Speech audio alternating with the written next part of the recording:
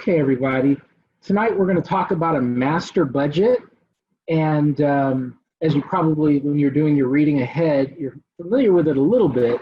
But just to kind of recap kind of the basics here, we're focused on a company as a whole. And specifically, we're in the planning phase of this management process. So everything we talk about tonight, I just need you to understand, nothing in reality has happened. We're just planning on what's going to happen as we move forward throughout the year.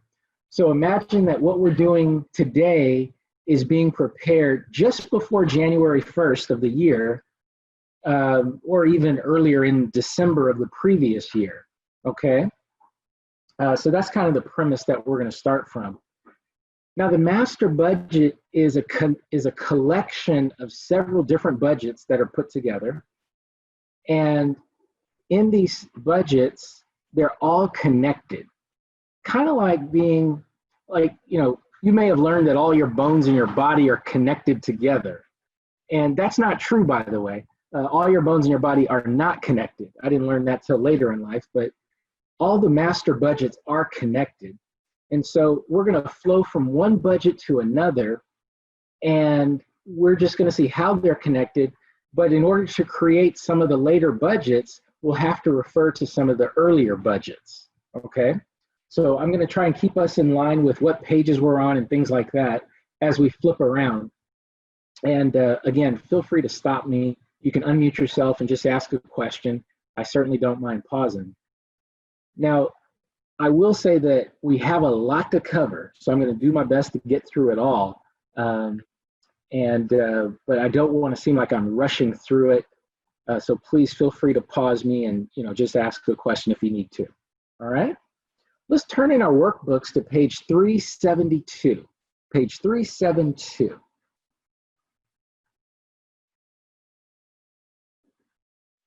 And I'm going to share my screen with you.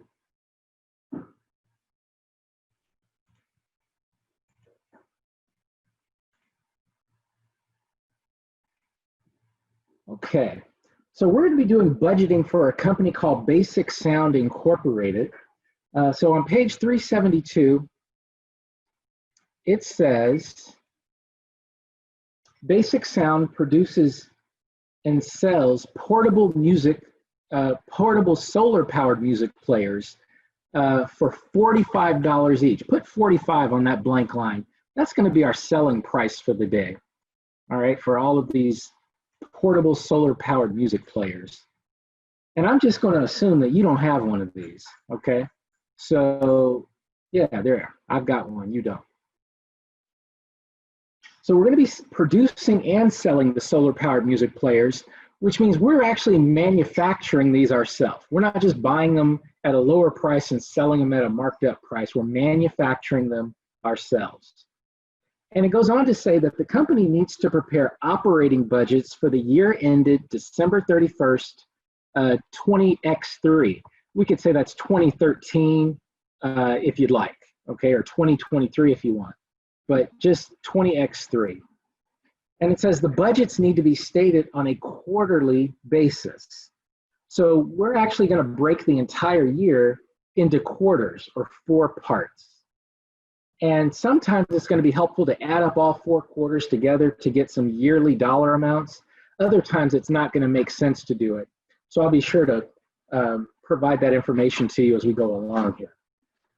So let's look at the second paragraph here on page 372. It says that management of the company expects to begin selling 4,000 music players in their first quarter of the year. All right, so they're going to sell 4,000 in their first quarter. But it also goes on to say that because of a marketing campaign the company will use, sales are forecasted to increase 500 units each quarter. So as we go forward, we just know that we're projecting this information. It says we're forecasting that we're going to be able to sell at least 500 units more each quarter. And again, this is planning.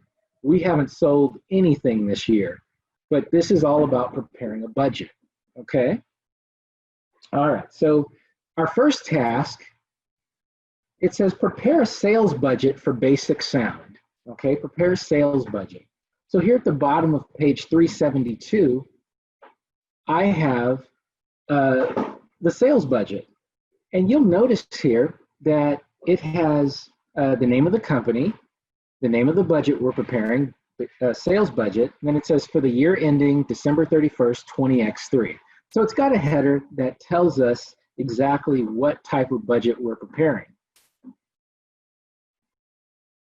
It goes on to say here that, or we can look at the body of this, it's really kind of a basic budget. There's 3 line items.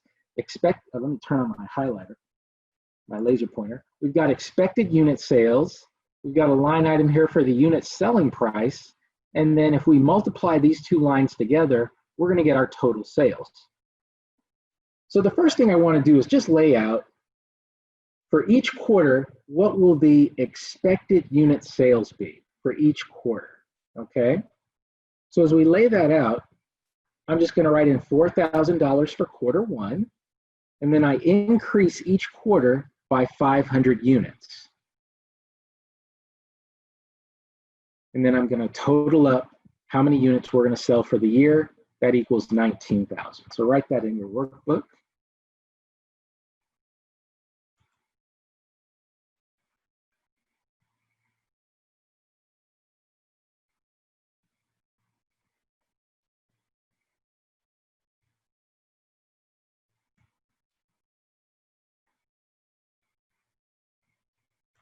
Okay. Next, we want to write in on the second line the unit selling price, which earlier I said was $45 per unit. So we'll go ahead and write that in, $45 on each of those lines. That'll be our unit selling price.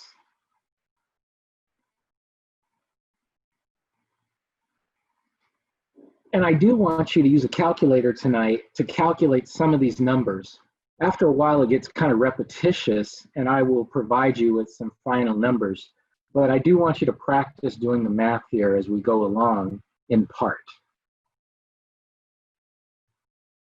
So to get total sales, this will be total sales revenue.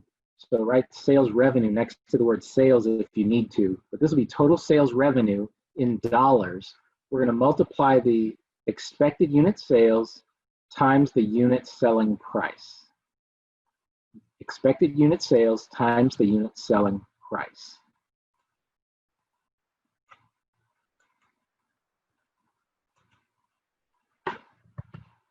And here's what the numbers would look like.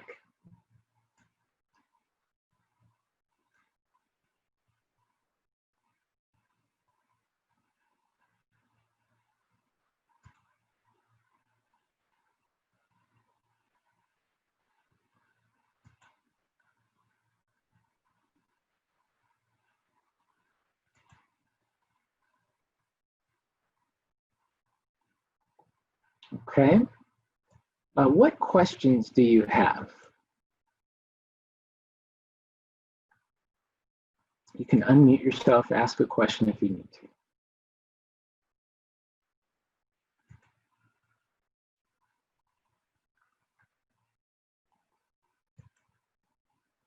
So I'm just going to point out that the master budget begins with the sales budget. Everything we do is driven by what we think we're going to sell during the year.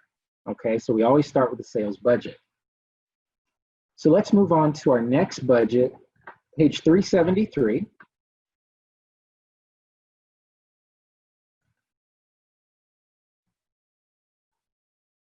I have a question here. It says, is the sales dollars similar to a target for the company for the period stated?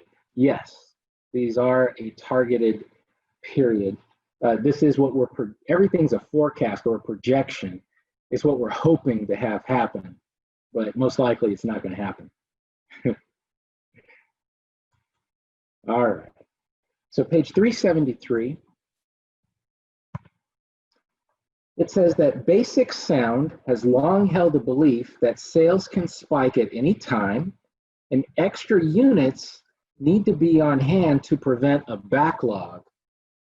Because of this, management always wants to end the year with at least 20% of the next quarter's sales requirements already completed, which is, and I should go ahead and say that this page 373 says, which is the last year's policy as well. Okay, so we are going to take this information now and use it to prepare our next budget. So it says prepare a production budget for the company for Basic Sound. Okay, now the production budget is going to tell us how many units we actually need to produce. So let's take a peek here at the production budget. Now we see that we've got the 3-line header at the top, name of the company, name of the budget is production budget for the year ending December 31st. And we've got all 4 quarters outlined along the top row. But what I want you to do is really pay attention to these line items that make up the budget, okay? I'm not expecting you to memorize these line items, but I do want you to pay attention to what these line items are so that later on, if we need to refer back to them, you'll know which budget to look at. So the first line item is expected unit sales, expected unit sales. And where are we going to find that number, those numbers for expected unit sales, class?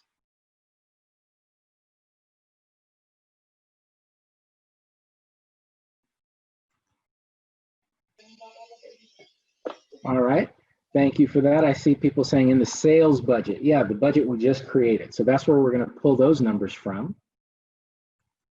And the next line item, it says desired ending finished goods in units. I want you to write a plus sign just before the word desired. Put a little plus sign there, we're going to add the desired ending finished goods in units. And so the third line is total required units. So if we take our expected unit sales, add the desired ending finished goods in units, that's going to equal the total required units. The next line down is beginning finished goods in units. Put a minus sign in front of beginning finished goods in units. Put a minus sign there, or less, write in the word less, like I have here on the screen. And our total required units minus the beginning finished goods units are going to equal this very last line, the required production units. So it's going to tell us eventually how many units we need to produce each quarter, okay? So let's see if we can figure this out, fill out this first quarter's information here, okay? So we said that we're going to get the expected unit sales from our sales budget. Now we want to be careful that we don't pick up the sales dollar amount, the sales revenue, but the unit sales. So for quarter one, it's $4,000. Or sorry, 4,000 units, 4,000 units. I got that from page 372 in the sales budget for quarter one expected unit sales. The next line says to add the desired ending finished goods in units. Add the desired ending finished goods in units. So we have to ask ourselves, how many units do we want to end up with at the end of this quarter? And if we look in the paragraph here on page 373, the top paragraph, the second sentence, it says management wants to always end the year with at least 20% of the next quarter's sales requirements already completed. So we want to have, at the end of the first quarter, we want to have 20% of the second quarter or Q2's units. We want to end up with that. So what is that 20% of the next quarter? 800. 800. 800. 800. Okay. So let's put that in. It's 900. 900. So how do we get this 900 units? All right. Ask yourself. 800? No, it's 900. We want to end up with 900 units. Now here's how we get the 900, okay? We want to have, right in quarter two for expected unit sales, write in what that number is right there. Go ahead and do that. And that number should be 4,500 units. Okay? So 4,500 units times 20% times 0.20 is this 900 units. All right? So is that clear on how we got the 900? Please ask me some questions. I want to make sure that's clear how we got the 900 units.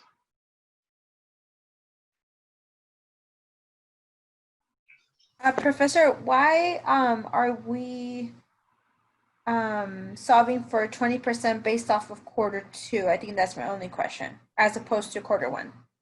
Because we want to have 20% left over at the end of Q1, ready to be sold in Q2. Noted. Thank you. Okay, so we're looking forward and saying we don't want a backlog, so we always want to have some extra units on hand in order to sell. So 20% of Q2 is 900 units. Okay, I see it. The way it is worded, they always want to end the year with at least 20% of the next quarter sales requirements. Okay. Right, and I guess I can reword that to say they always want to end the quarter with next quarter's ready to go, 20% of next quarter's already on hand. So perhaps I can do a better job, and I'll consider that moving forward, okay? Yeah, that's a good point. So now we're going to add the 4,000 and the 900 together to get our total required units, which is 4,900. We want to have, so this is how many units we need to produce. I'm sorry, this is how many units we need for Q1. This is how many we need. But now we need to subtract the beginning finished goods in units. We need to subtract this. All right. Now, I'm just going to give you this number. This number will always be provided to you. So the number is 800. There is a way that I calculated that, but I want you basically to know that I have that left over from a previous quarter's numbers that you can't see. If you imagine what happened or how they ended things last year, that's how this 800 was generated. But I'm going to provide you with that number. Okay. Next, I'm going to take this 4,900. I'm going to subtract the 800 to get our required production units, which means we need to produce 4,100 units in the first quarter. What questions do you have on that? Professor Morgan, how did you get 800? Is it 20% of 4,000? Okay, the 800 I'm just giving you. I will always give you that beginning finished goods number to get you started. There is a way to calculate it. I'm just not going into it because in the past I found it very confusing for students. So I will provide you with this 800 here, okay? Question. Yes. Can you treat this like a pattern? So for example, if you're doing Q2, it'd be 20% in Q3, and then you have the number and you can kind of just fill out that entire space. Well, I want you to go one quarter at a time, but to answer your question specifically, it's sometimes you can, sometimes you cannot. Okay. All right. So do this for me, everyone. I want you to do Q2. Fill in Q2. Take a moment. Fill in all of Q2.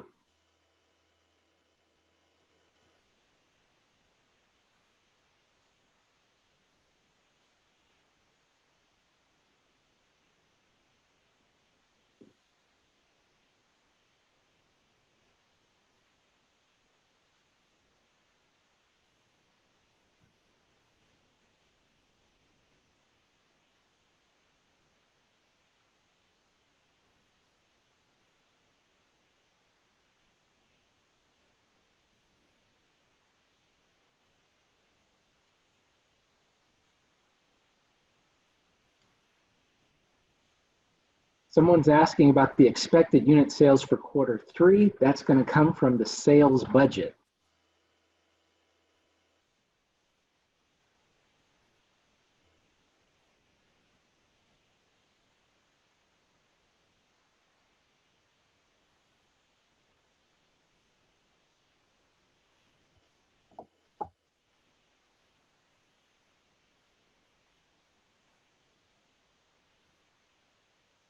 You should have the expected unit sales for quarter two be 4,500. We get that from the sales budget. Then we're going to add the desired ending finished goods, which is technically 20% of the third quarter unit sales. Okay, so imagine, figure out what's that third quarter sales going to be, and 20% of it is going to be the desired ending finished goods. In this case, it's 1,000.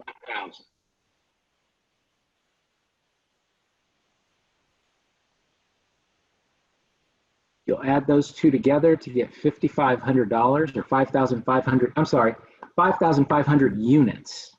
There are no dollar amounts in a production budget. There are no dollar amounts. It's all units.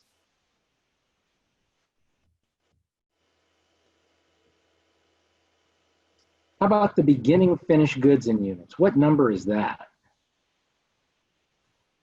Beginning finished goods in units. What number did you get? 900. It's given, right?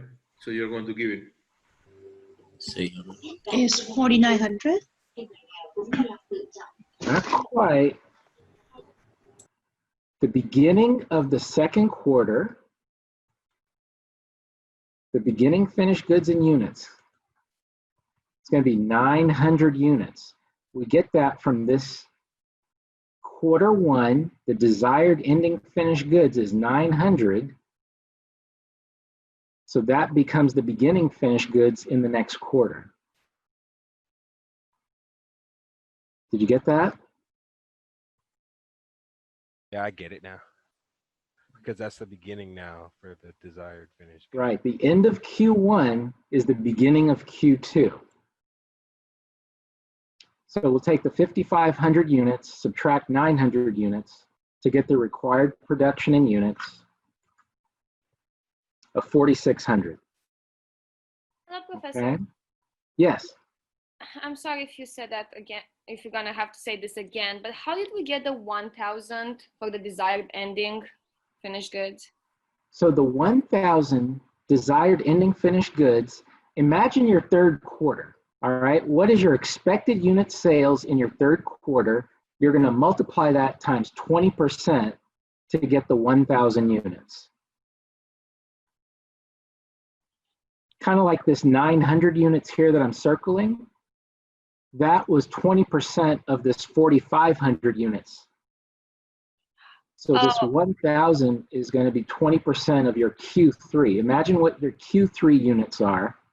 Multiply it times 20%. That gives you 1,000 units. Okay, I got it. Thank you. Okay. Other questions?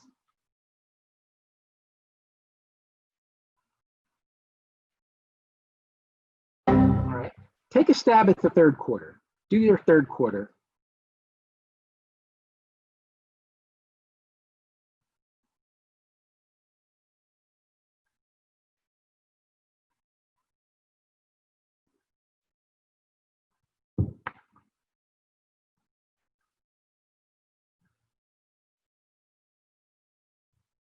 Bị gì vậy? Đã bị gì chứ? Trong nghe.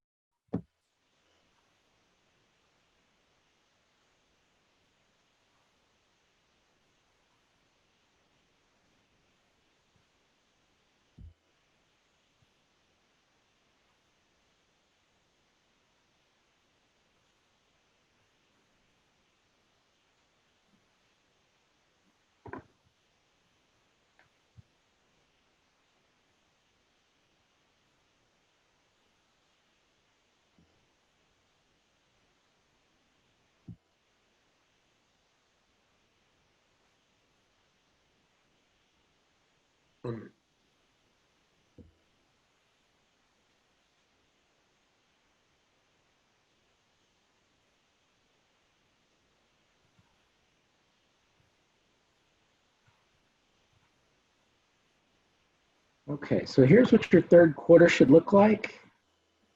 Let me know if you have any questions on third quarter. And I'm also going to go ahead and post the fourth quarter and the year total. At the very bottom is where I have the total required production units. So you can copy in the fourth quarter if you haven't done it already. It's okay.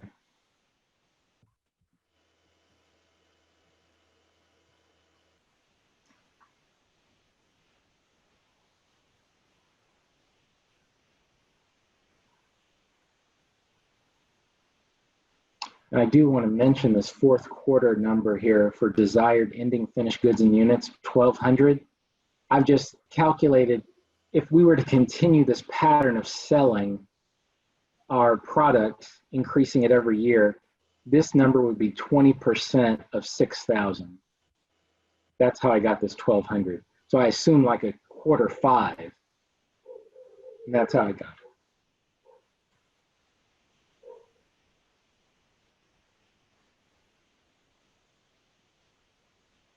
it. Professor Morgan, Yes. do you continue for quarter 5 of the next year, or just? No, don't write in quarter 5. Do not write it in.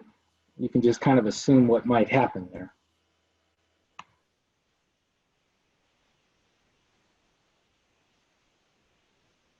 And the only number that really makes sense to put in the year column is at the very bottom, this 19,400. This is the number we might need at some point. It basically tells us how many units we need to produce during the entire year.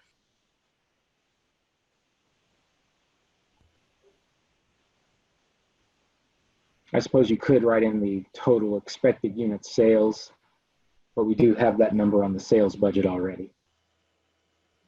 Okay.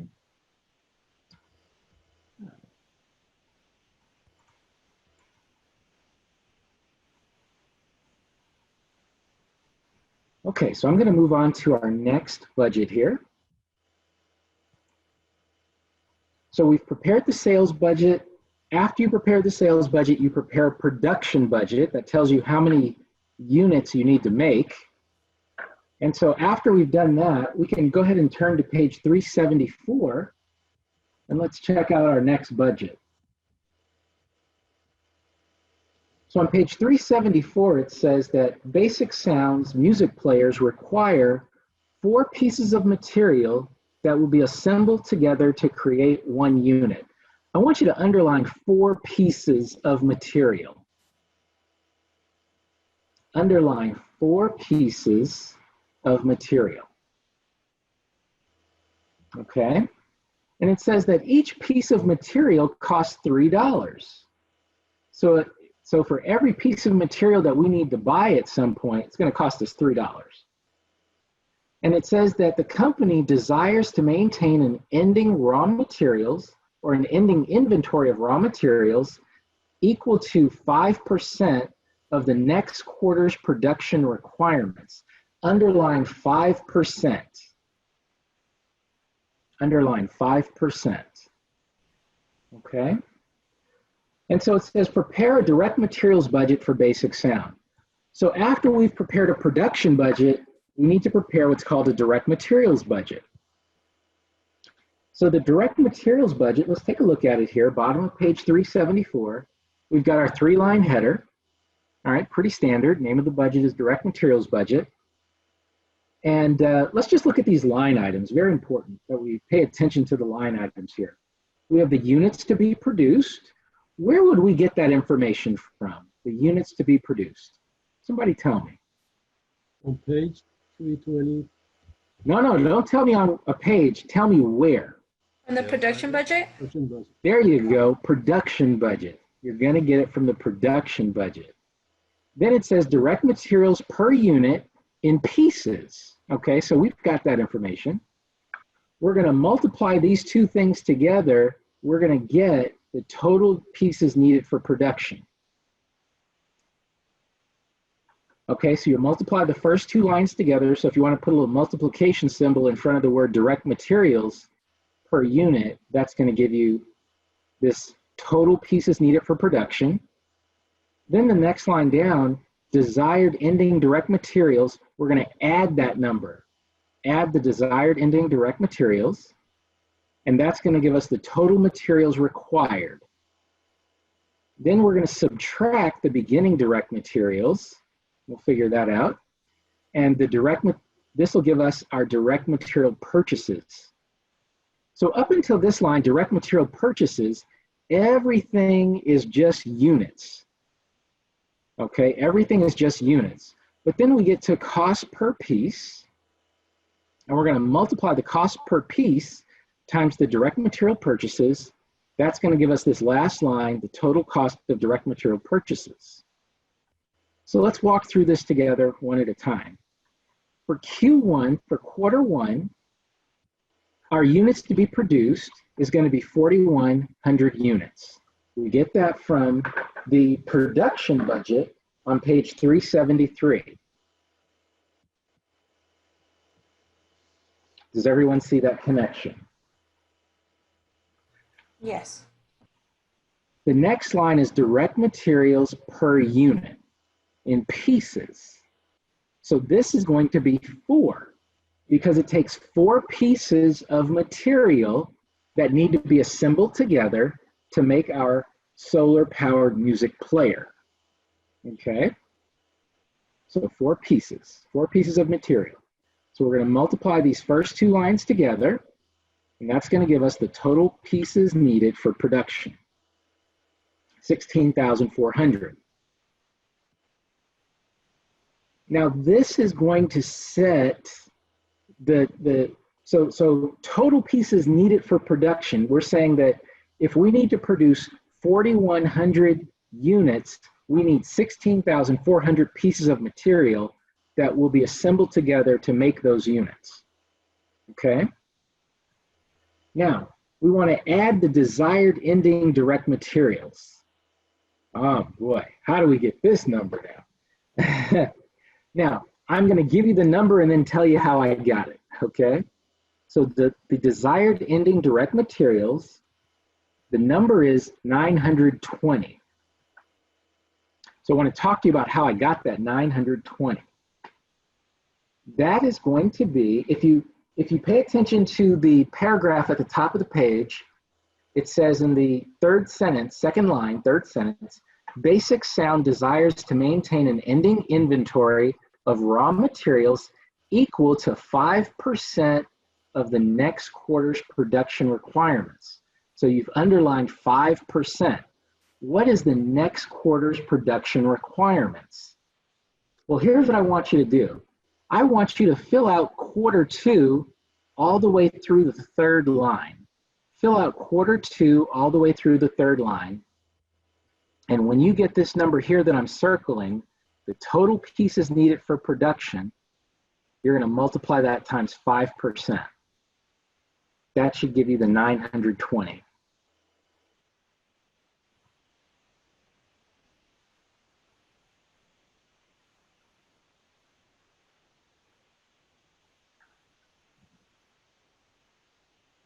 So somebody tell me, what did you get for this total pieces needed for production in quarter 2? 18,400. 18 what? 400. Okay, does anyone agree? All right, everyone seems to agree that's responding, which is good. Agree. Okay, so let's continue on then. And our total materials required is 17,320. So I've added the 16,400 plus the 920. That gives us 17,320. Now this next line I'm going to provide you with, okay? The number is 820. I'm going to provide you with that number. You'll never have to figure that out. There is a way to get it, but I'm not going to go into it. But I'm going to provide you with that 820, beginning direct material in pieces.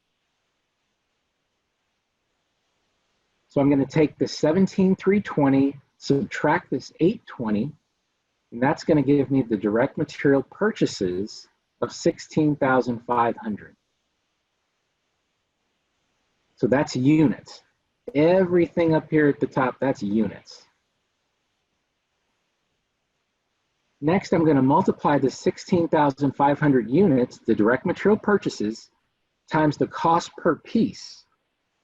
The paragraph at the top tells us each piece of material costs $3. Okay, so $3. Now I simply am going to multiply 16,500 times $3. That's going to give me the total cost of direct material purchases, which is 49,500. Questions on that, please? Anything in this first quarter?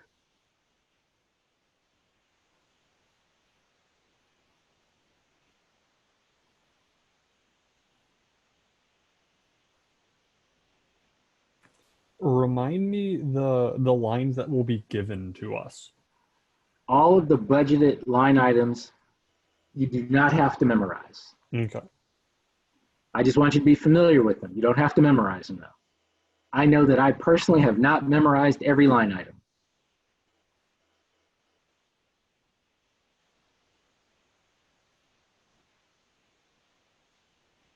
Okay. I'd like for you to go ahead and do quarter two. Fill out all of quarter two, and let's see how you did with that. Professor Morgan, Yes. so for add section rows, these are your ending direct materials. She says 920 is given here, or we should No, that's calculated. calculate. That's calculated. The ending desired direct material that you're adding is calculated based on quarter two. The third line of quarter two, right next to that 16,000, right next to the 16,400, whatever, you should fill out quarter two up to that point, and you should get 18,400. So this number should be 18,400 here. And that's the 920 is 0.05 times the 18,500. So how will we calculate that for the quarter four? Okay, well, okay, so you're ahead of me now. You have to Sorry. imagine what might quarter five look like. So if you had a quarter five, what would the units look like for quarter five if you were to continue this trending sales volume? Okay, so it's more of a prediction, or forecast is the word we like to use in business.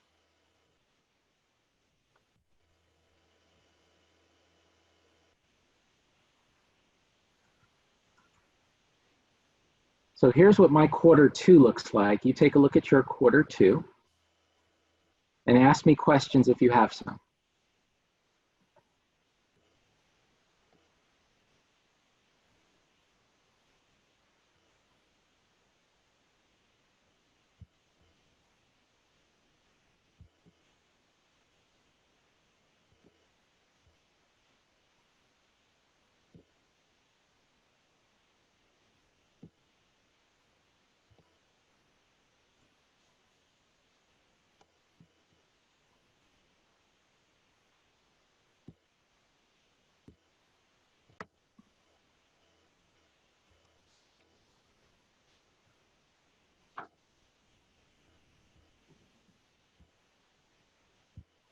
Professor Morgan, on line 4, how'd you get 1,020 units? All right, so 1,020, I want you to fill out the first fill out quarter three, the first three lines. Fill out the first three lines of quarter three, and then you're gonna multiply this number here, total pieces needed for production in quarter three, multiply it times 5%, and you're gonna get this 1,020 units. Right. I got it. Thank you.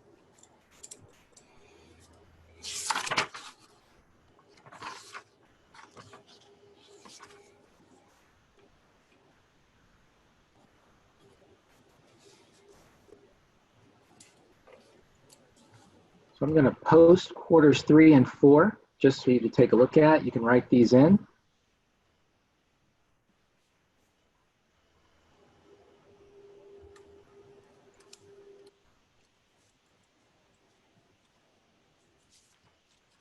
I don't want you to have to do a lot of math, but if you can figure out a couple quarters, I think you can do the rest. So.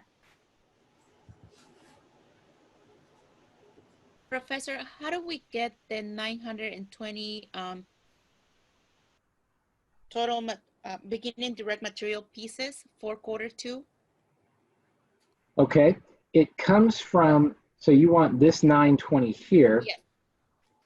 It comes from the 920 in Q1 that is the desired ending direct materials.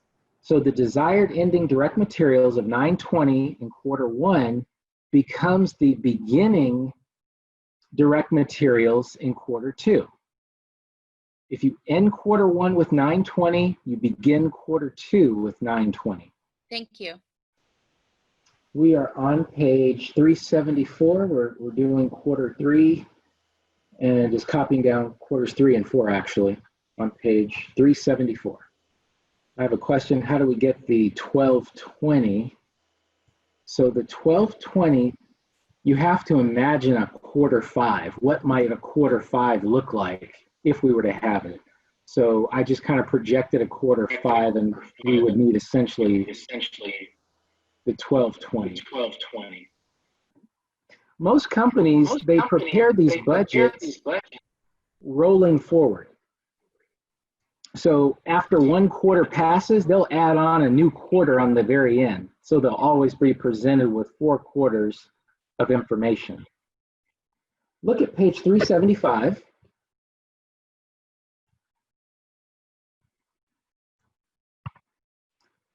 Page 375. Now we just prepared a direct materials budget. So let's see where we go from there. It says basic sounds music players require employees to spend 1/2 hour assembling the pieces together to create the finished music player. Underline 1/2 hour. Underline 1/2 hour. Another way of saying that is it takes half an hour to assemble the pieces together to make one music player. It takes half an hour to do that.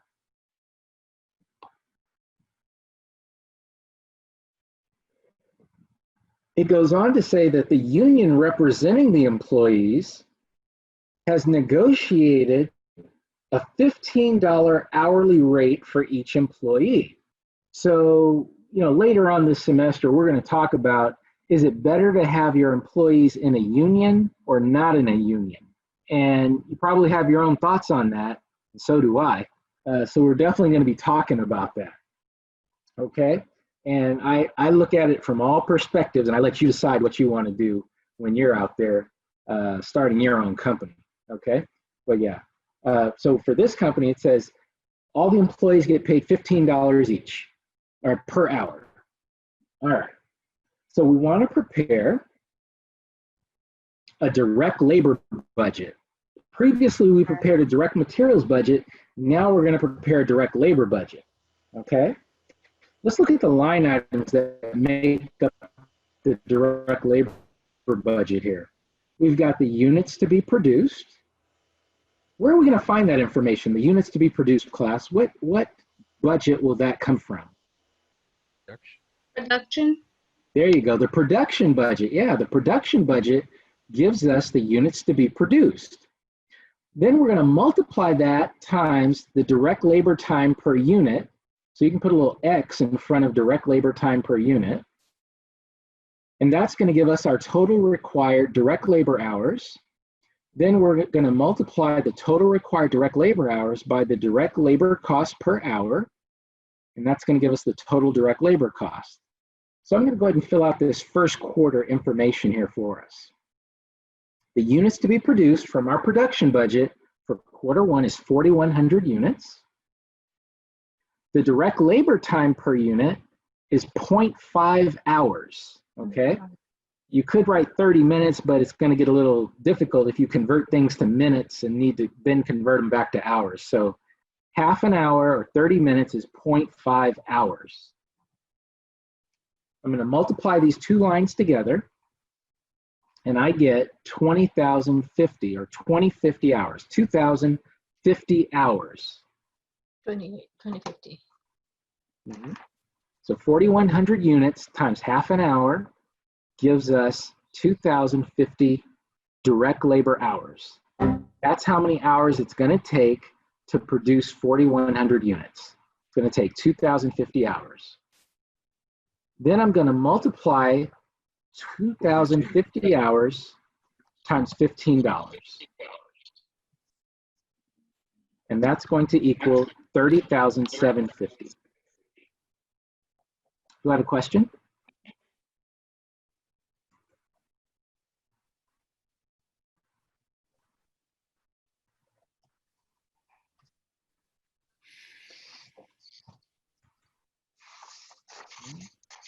If there are no questions, go ahead and fill out quarter 2 for me.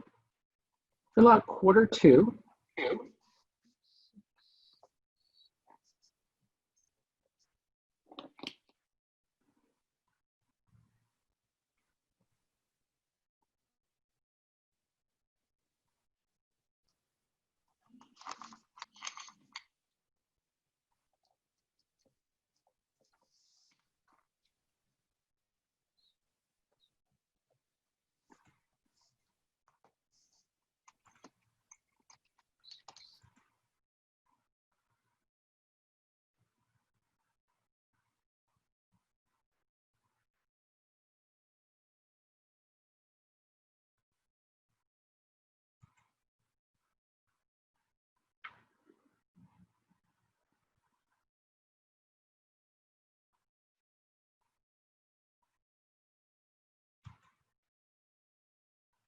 So here in quarter 2, your quarter 2 should look a little bit like this. Take a peek. Let me know if you have any questions here.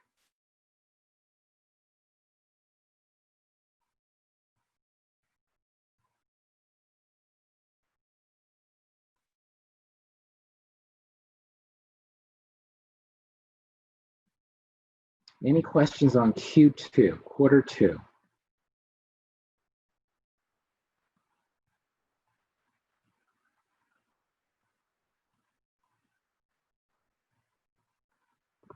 Okay, I'm going to go ahead and fill in quarters 3 and 4 and the year for you. I don't need you to do math the whole way through. As long as you've got the hang of it, that works for me. Please feel free to ask me any questions on any of these numbers on this page.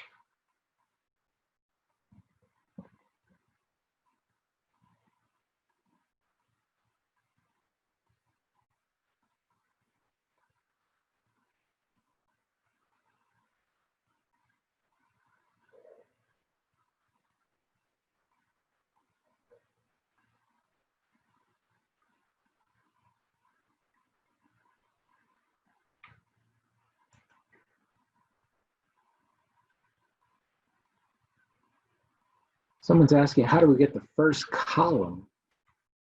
This quarter 1 column, the units to be produced, comes from the production budget. This 0.5, it's given to us in the problem. It says that it takes half an hour to make 1 unit. We multiply these first 2 lines together to get 20,050 hours. We're going to multiply that times $15 per hour. That's how much we're paying everyone to get 30,750.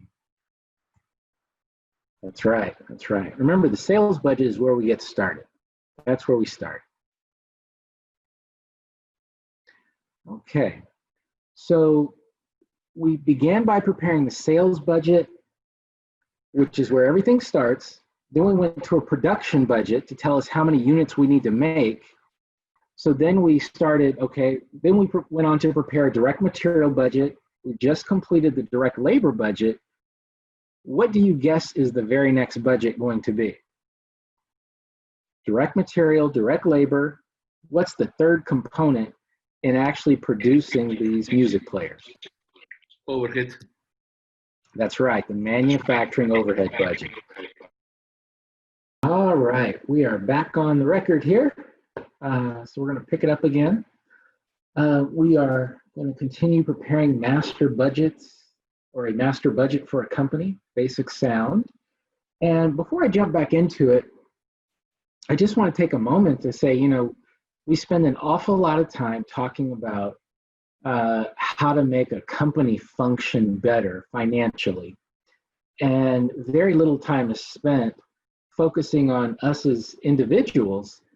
And one of the things that we should be sure to do is take care of ourselves financially. And one of the ways we can do that is by preparing budgets for ourselves. So I don't know if any of you have done it before, but you know, if you take some time to do a little bit of research on how do you create a budget for yourself, you know, where you list out where your income comes from every month and kind of a list of all the expenses you might have, just kind of focusing on, you know, where your money's going to go or where you plan on having it go. I think having a budget for yourself is very important. So really, I think you need two budgets. One that lists your income and expenses each month, and then also one that keeps track of your assets and liabilities. So you'll always know where you are financially. So there's a lot of good websites out there, a lot of good YouTube videos on creating a budget. You know, I've got my favorite people that I like to kind of watch on YouTube and, you know, just pay attention to in general. Maybe some have written books that I like on getting out of debt and things like that. But all of them kind of talk about having some sort of a written budget that you kind of live with and stick to. So, you know, I'm not going to belabor that point, but I just want to say that if there's any one class you can take while in college, any level, is to take a personal finance course, just to learn about taking care of yourself financially. And if you don't have time to take a personal finance course, I mean, OCC has one, part of our business program, but if you don't have time, I would encourage you to read a book called Personal Finance for Dummies. And don't let the title fool you. I like the book just because it really tells you things in a very simple way, and it makes it very understandable. So I just want to kind of put that in front of you. But just kind of keep that in mind, okay?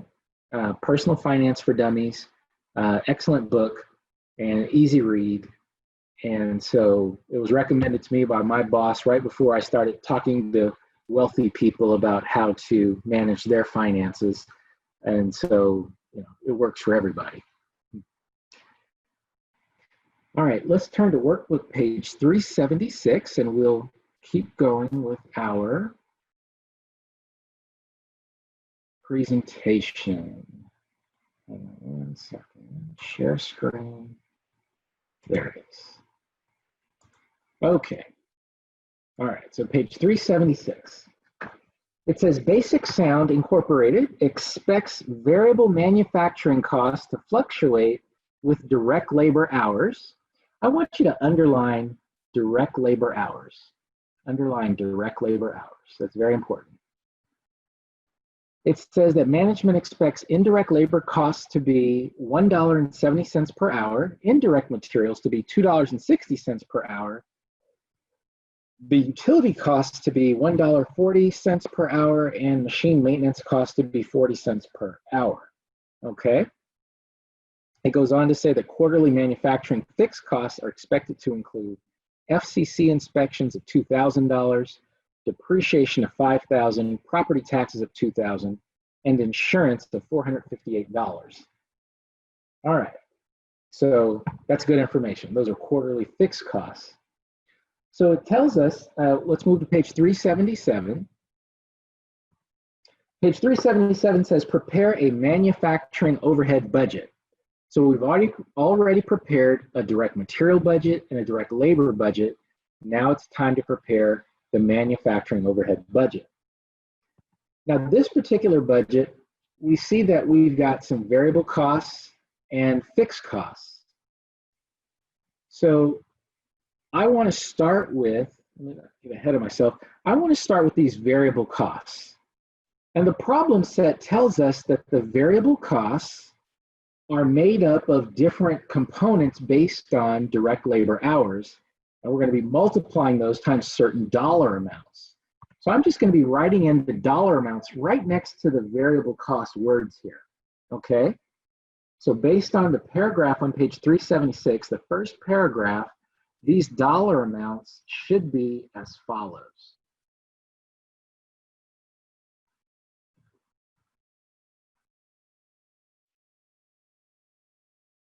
Okay, and then along the top here where it says Q1, Q2, Q3, Q4, you can write in the direct labor hours up there as well. Where would you find direct labor hours, class? What budget? Direct labor budget? That's right, the direct labor budget. Now we want the hours and not the dollar amounts from the direct labor budget.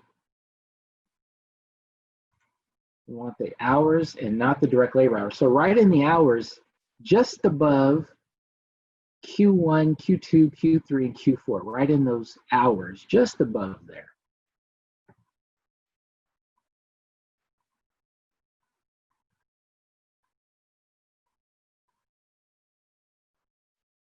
And those should look a little bit like this. Make sure this is what you have. I've written it in red so it stands out a little bit.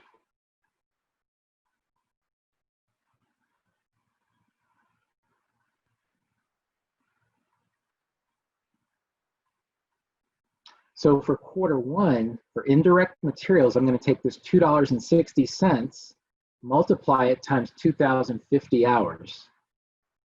For the indirect labor, I'm going to take $1.70, multiply it times 2,050 hours. And then I'm going to do the same for utilities and maintenance. That'll give me all of these dollar amounts here for Q1, and then that'll add up to be the total variable costs. So it would look a little bit like this. Professor Morgan, Yes. where did you get that number, 2050 in Q1? This 2050, this is the direct labor hours from the direct labor budget. So if you turn back to workbook page 375, the direct labor hours is the third line in this budget, the third line. So for Q1, the third line, total required direct labor hours, 2,050.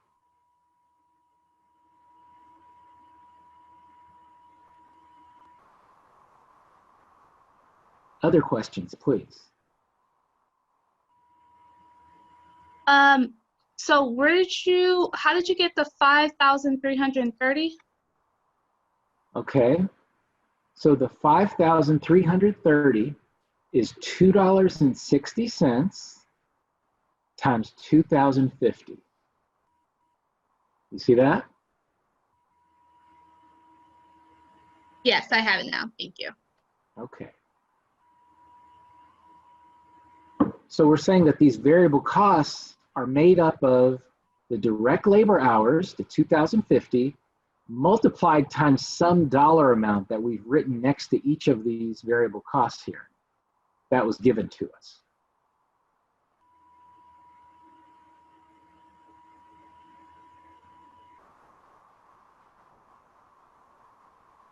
All right, so here is Q2. I should actually have you do Q2, but here's Q2. Make sure you can come up with these numbers. We're just dealing with the variable cost section for now. We'll go to the fixed cost a little bit later.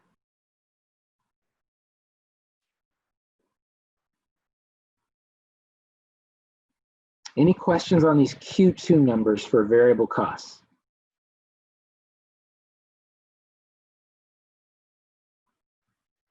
Be sure to unmute yourself and ask a question if you have one.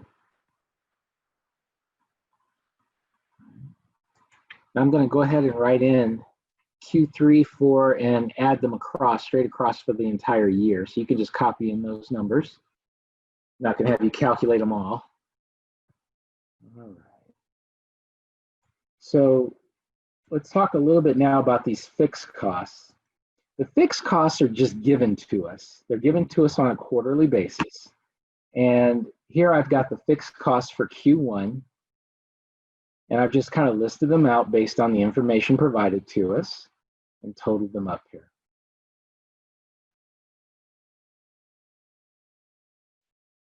In fact, it'll be repetitious for all the remaining years, or for all the remaining quarters rather. And then the annual column simply adds them all together. So you can just take a moment and write in these numbers.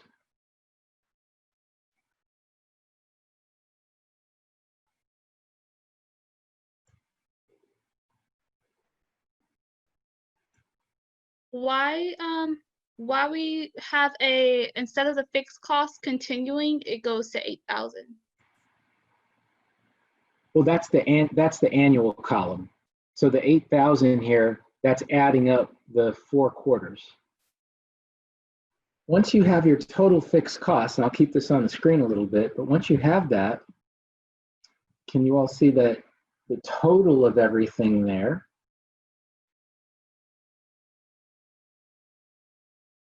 All right, those total numbers. You're simply adding together all of your variable costs, the total variable cost and the total fixed cost. That gives you the,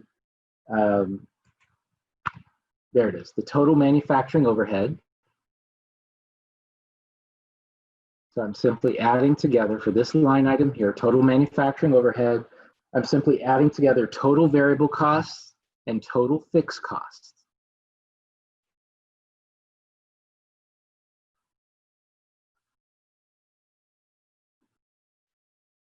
So that's the total manufacturing overhead.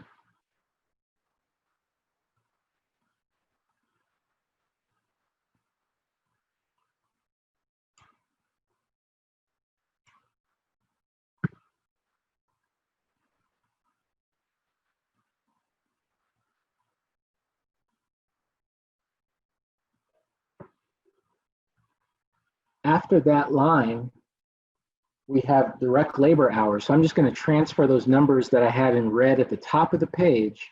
I'm going to transfer them down here and just write in direct labor hours.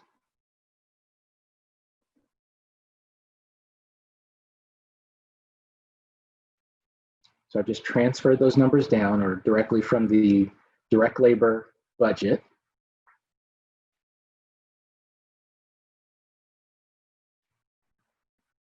And I want to key in here on two numbers.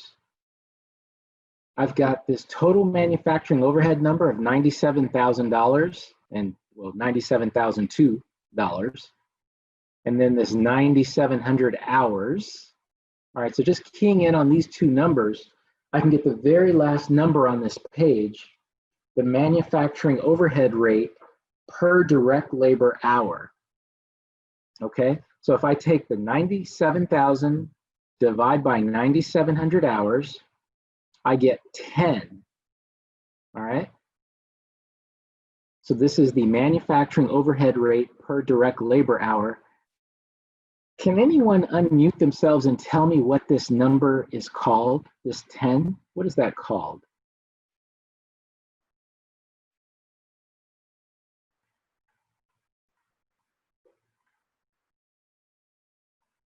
And this number is really $10 per direct labor hour. Manufacturing overhead budget? No, no, no. It's not called the manufacturing overhead budget. The entire page is the manufacturing overhead budget. But what is this specific 10 here called? This is really $10. It's what? It's a percentage. I don't know. Well, not a percentage. Overhead cost. Total cost. Oh, so it's $10 per direct labor hour specifically. It's not just $10. It's not just 10. It's $10 per direct labor hour because we took $97,000 and divided by 9,700 hours. That gave us $10 per direct labor hour. What do we call that? Something we've talked about in class before. Rate of budget, yearly rate. Is it a predetermined rate? I heard predetermined rate, but I'm looking for something a little more specific, but you're on the right track. What is it called? Predetermined overhead? Okay, I'm still looking. You're leaving off one word. What is the word? Unit, predetermined unit cost? No. Predetermined overhead rate? There you go. It is the predetermined overhead rate. The predetermined overhead rate. And I see some of you I see Raymond in the chat room. You got that. Very good. Very good. Yes, the predetermined overhead rate, which we talked about when we were going through job order costing way back when at the beginning of the semester. And at the beginning of the semester, I kind of just gave you some numbers, but this really illustrates how a company that uses a single predetermined overhead rate, how they actually calculate it, okay? So this class is kind of coming full circle here, all right? But it is the predetermined overhead rate that we talked about in our, I think it was our second class together, learning about job order costing. So this is the manufacturing overhead budget, okay?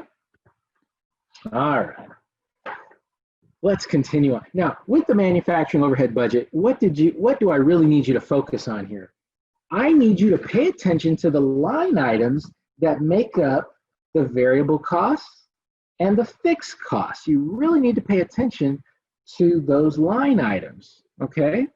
All right, they'll be different for every company, but for this company, I want you to focus on what those line items really are, okay? Don't just gloss over them. All right, let's continue on. Page 378.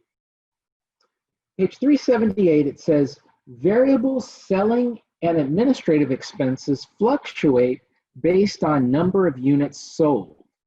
Underline number of units sold. That's very important. And I see someone asking me in the room, what's the rate per direct labor hour? It got cut off. It was $10 per direct labor hour.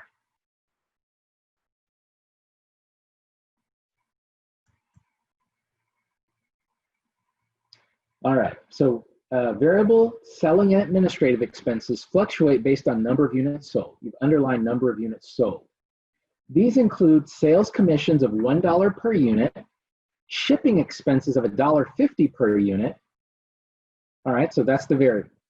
Now it goes on to say that the quarterly fixed selling and administrative expenses include advertising of $4,000, administrative salaries of $7,000, depreciation of $1,500, and property tax of $1,000. So these are our fixed expenses. Let's move to page 379. It says prepare a selling and administrative expense budget for the company, okay? Prepare a selling and administrative expense budget. And that's exactly what we're gonna do. So you'll see here I've got things separated out into variable expenses and fixed expenses. And I've got quarters 1 through 4 at the top. So the first thing I'm gonna do here is put in for variable expenses right next to them, what are those dollar amounts that we said would be per unit, per sales unit, per number of units sold. So I'm just gonna write those in here. That'll help us with the math.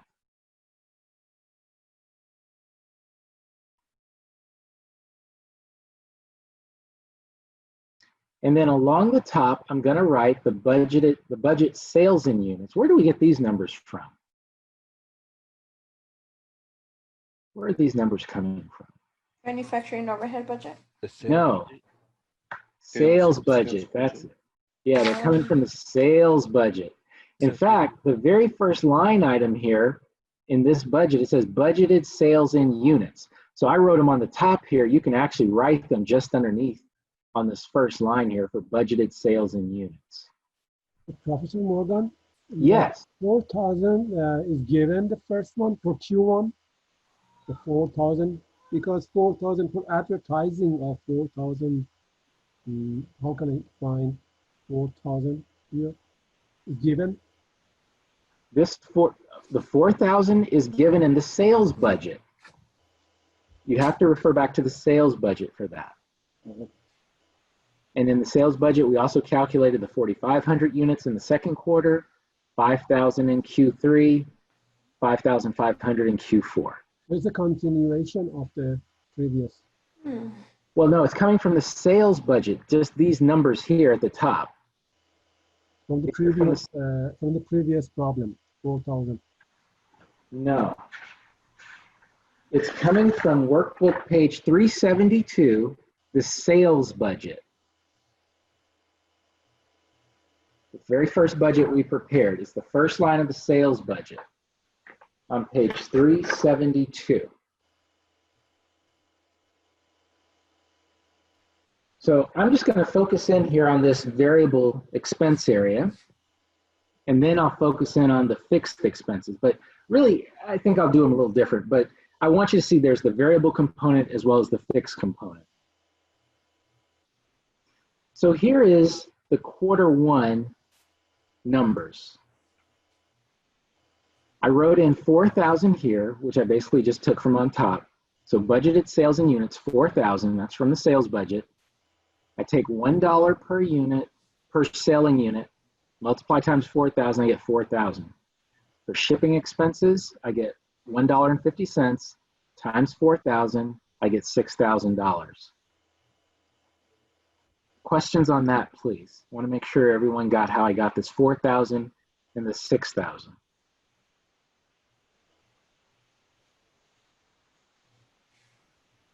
I add the two together and I get the total variable expenses of $10,000. How did you get the 6,000?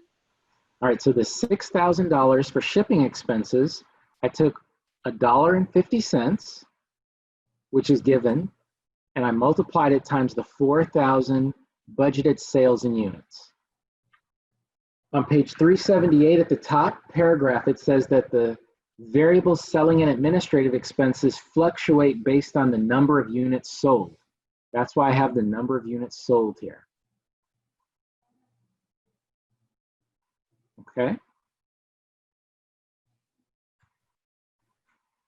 Okay.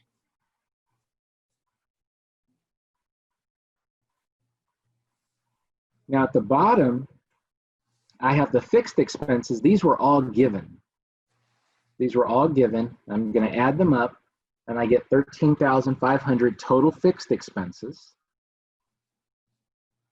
And then the total selling and administrative expenses is simply going to be adding the total variable expenses of 10,000 plus the total fixed expenses of 13,500. That gives me the $23,500 total selling and administrative expenses. And again, please pay attention to what comprises the variable expenses and what comprises the fixed expenses. They'll be different for every company, but I just want you to pay attention to this one for now. Most students cannot remember what comprises these expenses, and later on it does become important. Professor, quick question. If it says quarterly fixed, that means that all quarters will have the same fixed expenses, correct? Correct. So I'm going to go ahead and reveal that. All of these fixed expenses are exactly the same in the budget. The fixed expenses are all the same in the budget. Those are quarterly numbers. I do have an annual column or a yearly column here at the end, but go ahead and write in the rest of this information.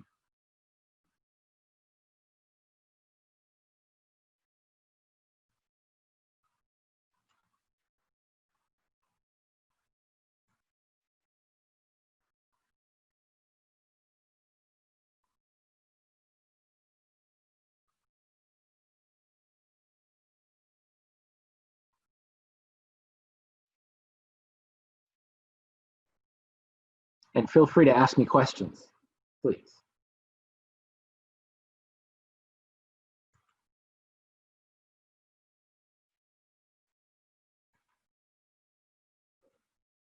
I have a question here.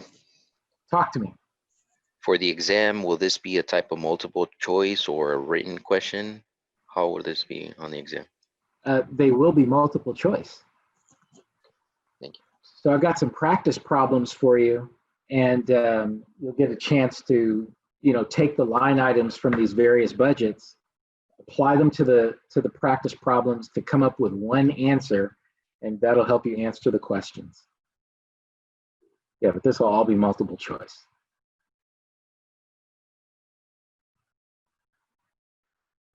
So no reason to memorize the line items in the budget.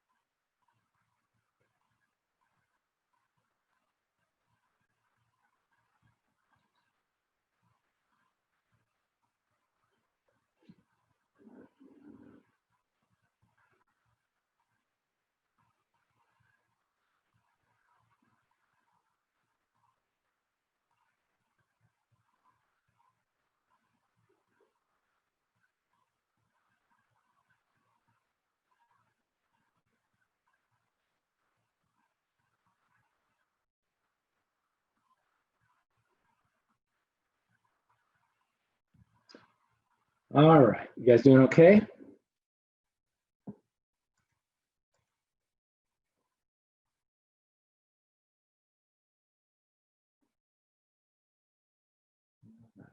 So, all right, I'd like to move on now.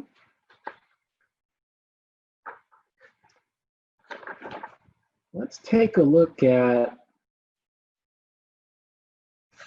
workbook page 380. Workbook page 380.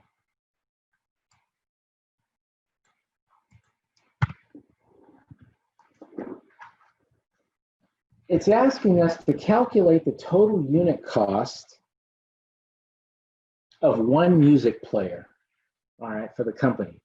So this is, this isn't very difficult, but we have enough information to kind of figure out how much does it really cost us to make one music player. So let's do that together. And this really isn't a budget, but it just gives us some information we're going to need to work with a little bit later. So I kind of have a little setup here to figure out the cost of one music player. And really it's just the manufacturing cost, the direct material, the direct labor, and manufacturing overhead. Along the top here, I've got quantity, the unit cost, and the total. So I'm going to start with direct materials. The quantity for direct materials, if you recall, it took us how many pieces of material to make? Does anybody remember? 4 pieces. All right, I hear 4 pieces. Very good, very good. I see 4 pieces in the chat room, like that.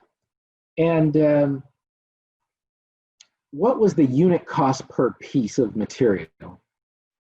$3. $3. That's right, $3. So we could take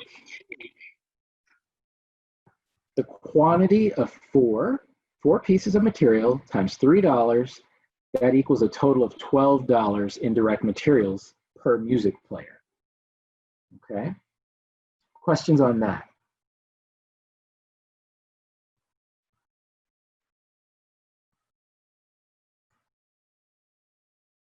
All right, let's move to the direct labor line item now. The quantity for direct labor we said was half an hour or 0.5 hours. How much were we paying people per hour to make these music players? $15 an hour. 15. $15 an hour. $15 an hour. So that's going to look like That's this. going to look like this.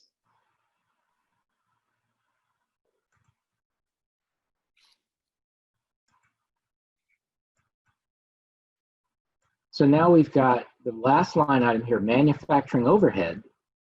Now, if you'll recall, we just prepared the manufacturing overhead budget, or a couple budgets ago, and we said that manufacturing overhead really, we calculated at the very end a predetermined overhead rate.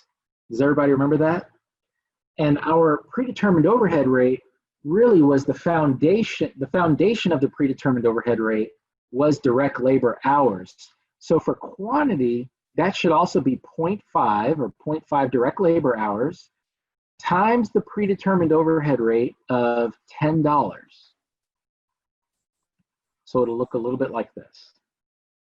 So 0.5 times this $10 equals $5. And then all we need to do is add up the total components, and we get a total unit cost of $24.50. That is how much it costs us to make one music player. Questions on that, please?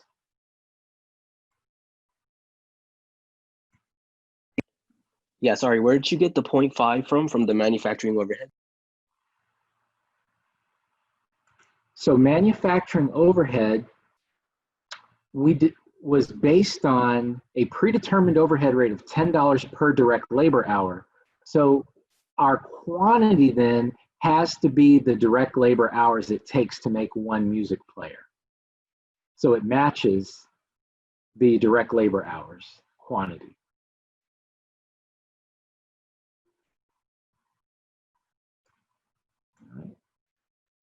Question I have is, will that always be the case? No, it just depends. if you go back to the section and where we talked about job order costing, we saw that some companies use direct labor hours, like this company's doing. Other companies use direct labor costs. And then some companies might also use machine hours. So it just really depends on what the company is doing to calculate or use for its predetermined overhead rate when calculating its manufacturing overhead. So it will not always be the direct labor hours. Just depends on the company you have in front of you. This one was on page 375 where they stated it was 30 minutes.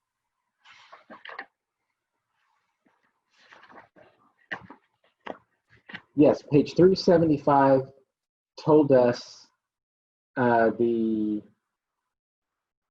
much it would be per hour and how long it would take to assemble the pieces, 0.5. Yes. Professor, can you repeat what are other companies use as opposed to direct labor hours? Other examples? When we were talking about job order costing, we saw that some companies use machine hours and other companies might use direct labor costs. So the total cost, the actual dollar amount of direct labor versus the hours. Got it. So Professor, you're saying that like on page 376, where it says, where we underline direct labor hours, if that were to change with costs, that's when they would switch, right? Right. Okay. So on page 376, we began doing a manufacturing overhead budget there. So that information right now says direct labor hours in the first line item. If that might have said machine hours, it could have said direct labor costs. Gotcha, thank you. Good questions. All right. All right, look at the bottom of page 380 now. Bottom of page 380. It says Basic Sound estimates an annual interest expense of $4,000 and income tax expense of $37,000. So that's just them estimating those numbers. And it goes on to ask us to prepare a budgeted income statement for the company. All right, so we need to prepare a budgeted income statement. So let's look at these line items here. These line items have sales or sales revenue, cost of goods sold, gross profit.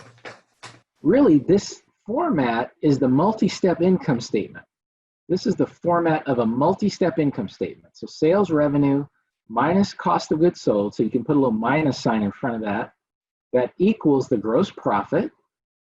And then we've got selling and administrative expenses, interest expense, and income tax expense. So I'm going to fill this out, and then we'll talk about where the numbers come from.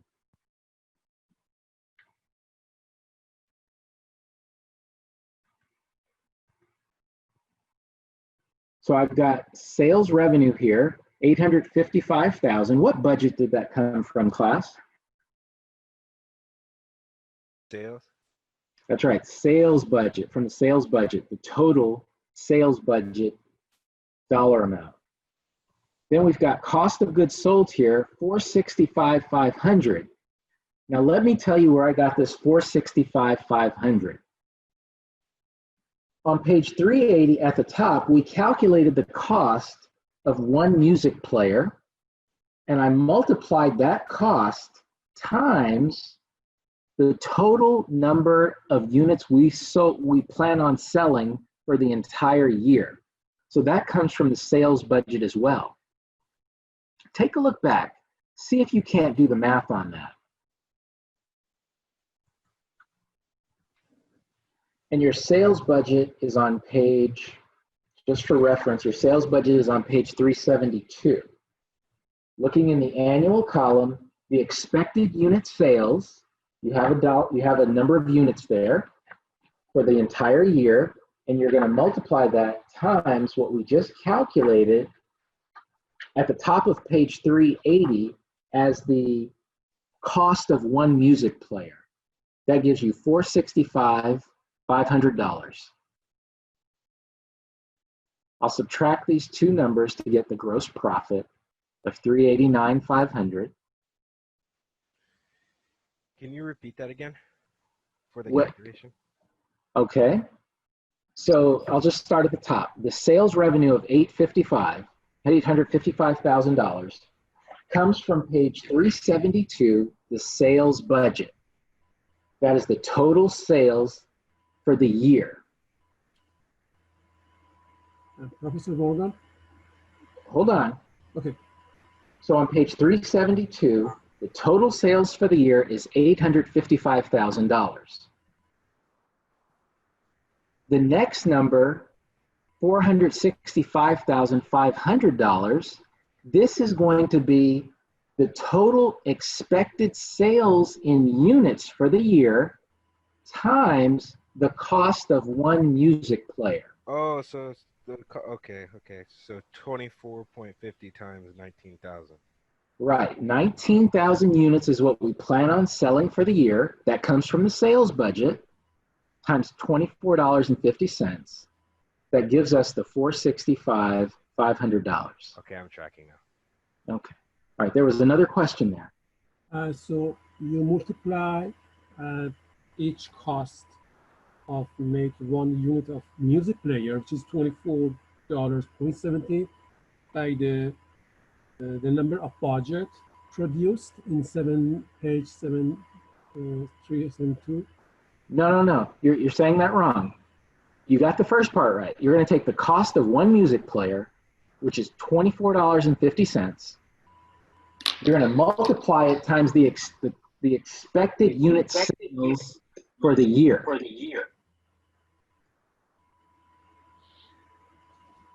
Which is 19,000. That's on page 372 in the sales budget. Not the production budget, the sales budget.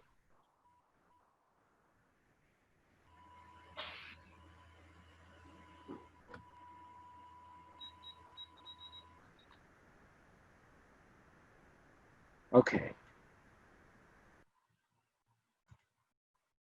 Now, continuing on, the selling and administrative expense for the year comes from the selling and administrative expense budget. The total number was $101,500. $101,500. That came from the selling and administrative expense budget on page 379. 379. Thank you. Page 379.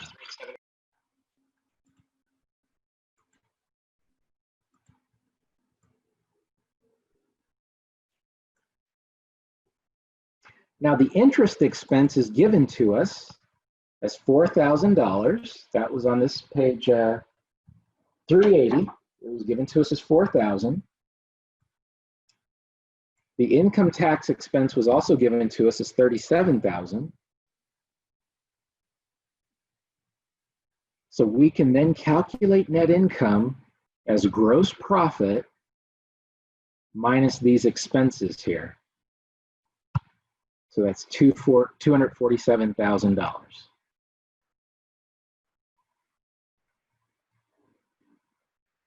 That's our budgeted income statement.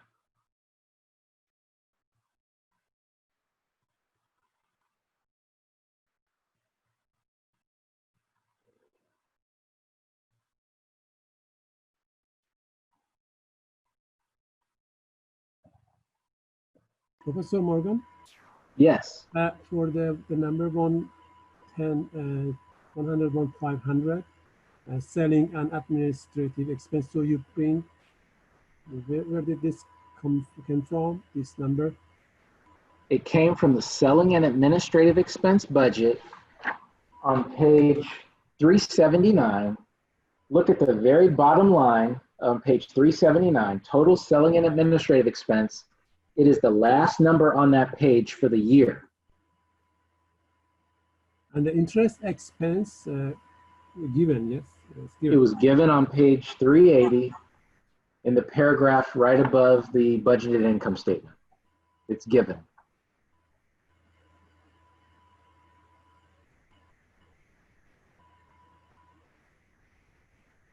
$378, correct?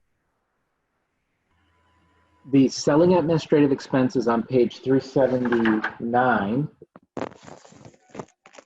the 101,500. This 4,000 and this 37,000 is on page 380, just above the budgeted income statement. It says that the company's estimating 4,000 for interest expense and 37,000 for income taxes.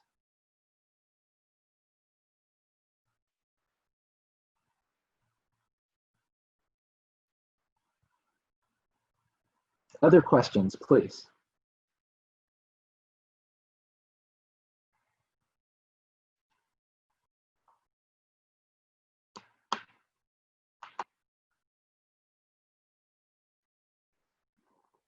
Okay. Now I tell you what, we're going to take a 5-minute breather because we've got 3 more budgets to prepare, and they are difficult. When I say they're difficult, I'm simply saying that to encourage you not to get too far ahead of me, okay? Now, if you've read the chapter and you really understood it, you can do this. But whatever you do, don't do page 385 until we get there together, okay? Very important that you are using a pencil right now. So in the next 5 minutes that we take a break, please make sure you get a pencil. Don't use an ink pen. Use a pencil. There's a lot of erasing you might do because you get a little excited and get too far ahead of me. So use a pencil, okay? So I'm going to pause the recording and take a break for 5 minutes. See you guys back at 8:35.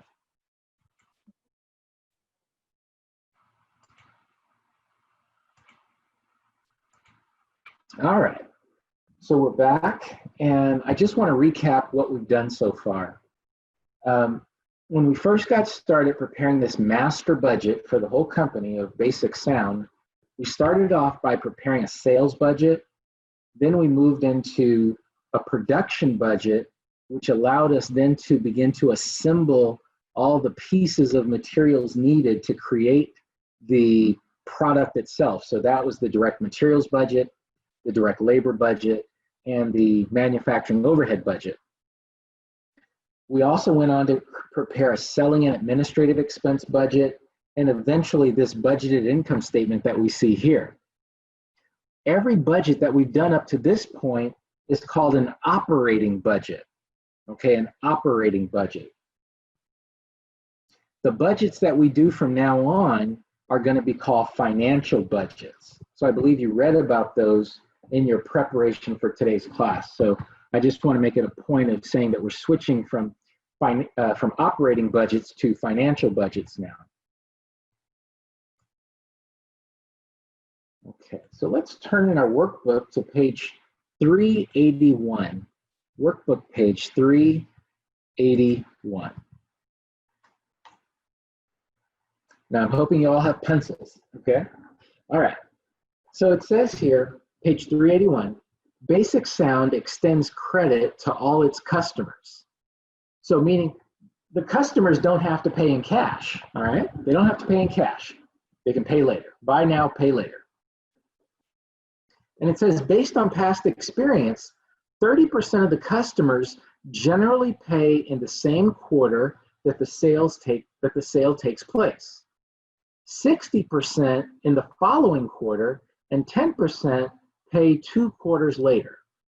So this is very important information because it's telling us how do our customers actually pay for the sales that we make, okay? And it says as of the end of the previous year, so the previous year is 12/31/20x2. So as of the end of the previous year, it says there's an accounts receivable balance of $2,000, all of which will be collected in the first quarter of this new period of time that we have, 20x3. Okay, so with this in mind, we're asked to prepare an expected cash collections budget for the company, okay? So basically, we want to keep track of when will the company actually receive cash. Making a sale and receiving cash for the sale are 2 different things for this company, okay? So to help us with this, I've kind of outlined something to help us keep track of this. Now, this is a little difficult, but I believe you can handle it. If you have, for those of you that have had a job before, you understand that sometimes you get paid monthly. Sometimes you get paid on the 1st and the 15th of the month. Other times you're getting paid on the 15th and the 31st of the month. And other times you might be getting paid every other week, or every 2 weeks you would get paid. So this is going to be an exercise in keeping track of when are you going to get paid. All right? Now, let's see how this works out. Now, this isn't easy, but we'll take our time with it and figure it out. Here, I have an area that I'm going to call the quarter that the sale occurred. All right? So here on this first column, this will represent the quarter that the sale occurred. All right? So we know that from our sales budget, we have first quarter sales, second quarter sales, third and fourth quarter sales. So that's what this column over here is going to represent, the quarter that the sale occurred. Along the top here, Q1, Q2, Q3, Q4, this is going to represent the quarter that the cash is received. The quarter that we actually receive cash from the sale from when it occurred in the quarters, first quarter, second quarter, third quarter. Okay? So I'm going to make a distinction when I talk to you about saying first quarter versus Q1 or Q2. I'll try to make a distinction there. What I'd like to do here is, let's see, first I want to just write in, just focusing here, the accounts receivable balance from the previous quarter. It says that it's all going to be paid off in Q1, and that amount is $2,000. So I'm just going to write that in as 2,000. That's given information to us.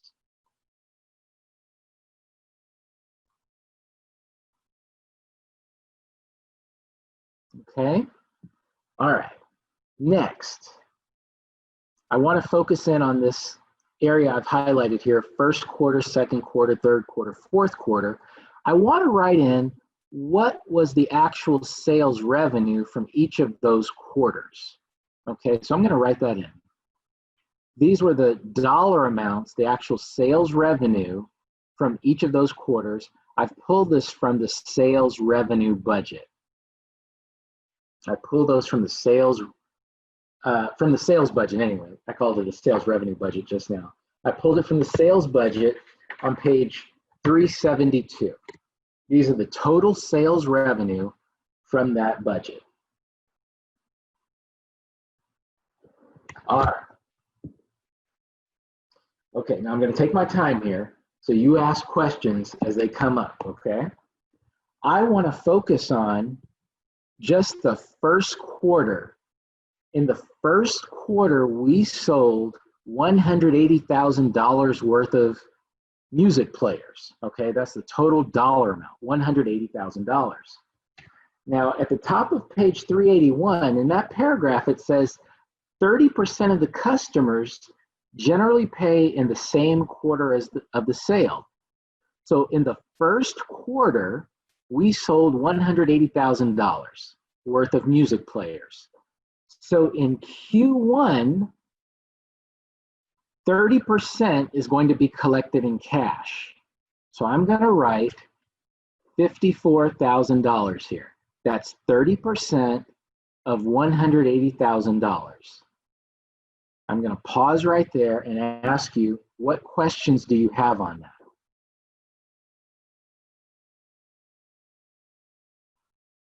Professor Morgan, would you please repeat once again, where did you get those numbers in red?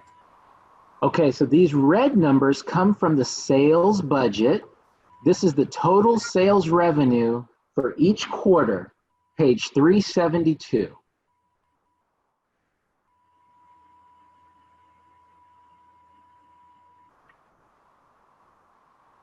All right, So this $54,000 represents 30% of the $180,000.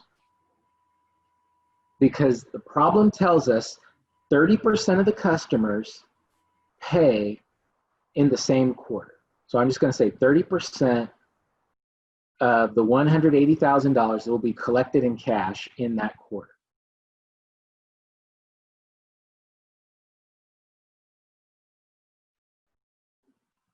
Question So, here.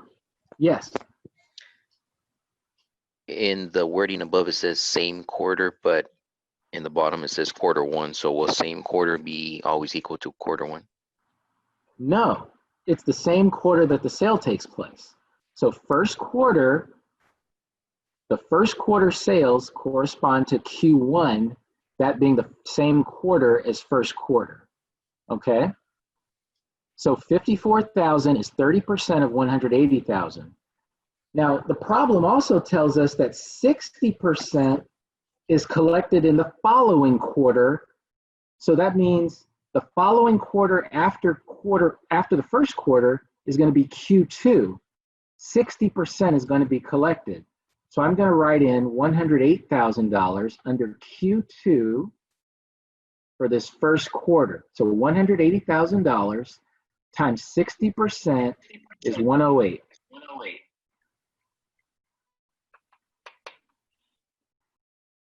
Do I have a question?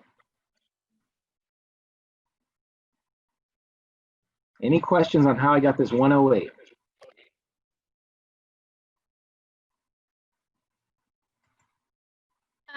For the 54,000, was that the 180,000 times the 30%, and then it increased to 60% for next quarter, right? Correct.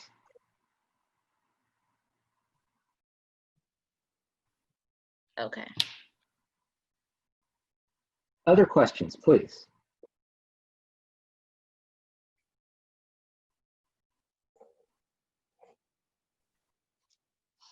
So next quarter is 10%.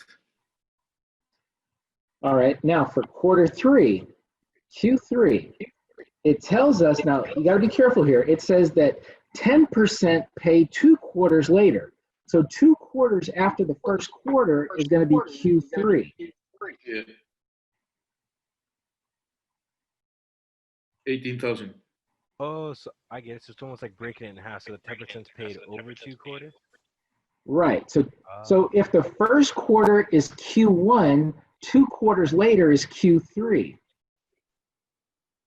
Does that make sense? Yes. So that's going to be 10% of $180,000, so $18,000.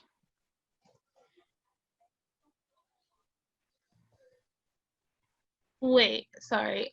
So you're saying that the Q1 and Q2, they're the same? No. Okay, so we had $180,000 in sales revenue.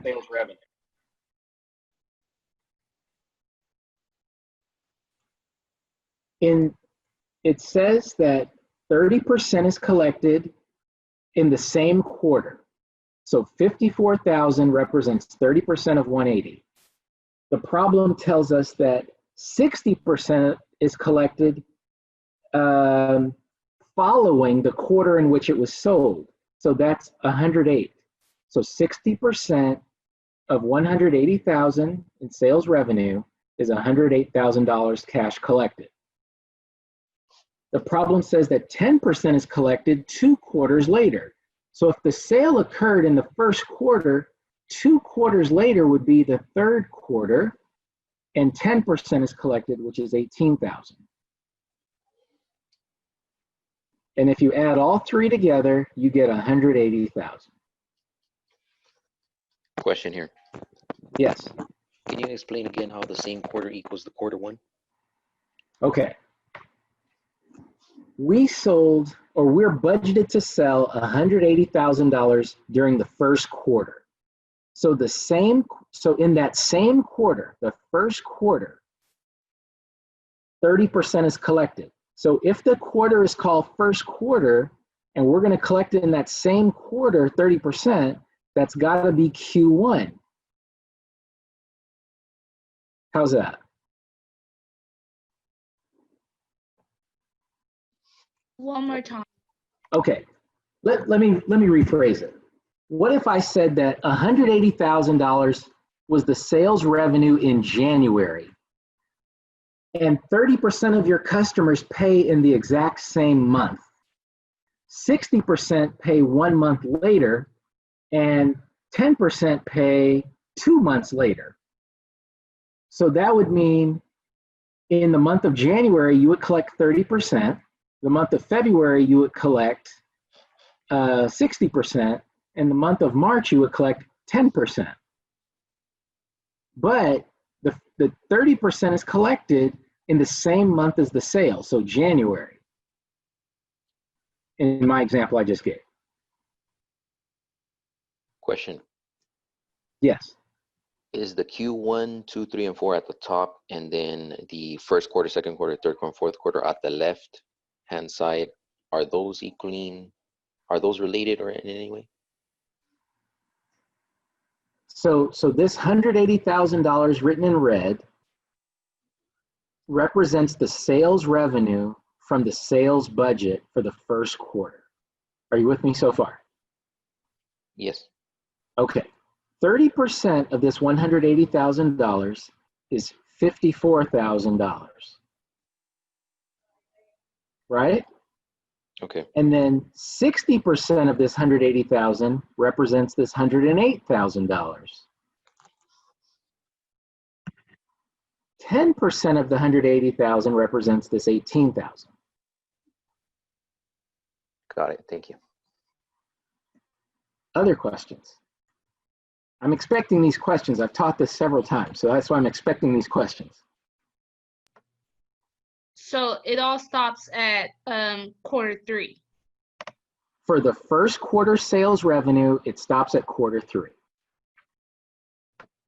So will we just put a 0 at quarter 4, or will you like, what happens at quarter 4? You can write 0 if you want, but yeah, you can write 0 if you want. Okay. It's just that you've collected everything from the first quarter sales within these 3 quarters. So yeah, you're not collecting any cash in the fourth quarter. All right, let's look at the second quarter. Now, don't get too far ahead of me. This is where students get too far ahead of me and they've done it wrong so far. So if you've already written something in the second quarter, I hope you're using a pencil, or I hope you did it right. Okay, now, the second quarter, our sales revenue is $202,500. Okay, that comes from the sales budget. Now, don't write anything. I'm just asking you a question. How much of this second quarter sales revenue of $202,500 is collected in Q1? 0. 0. What percent is collected in Q1?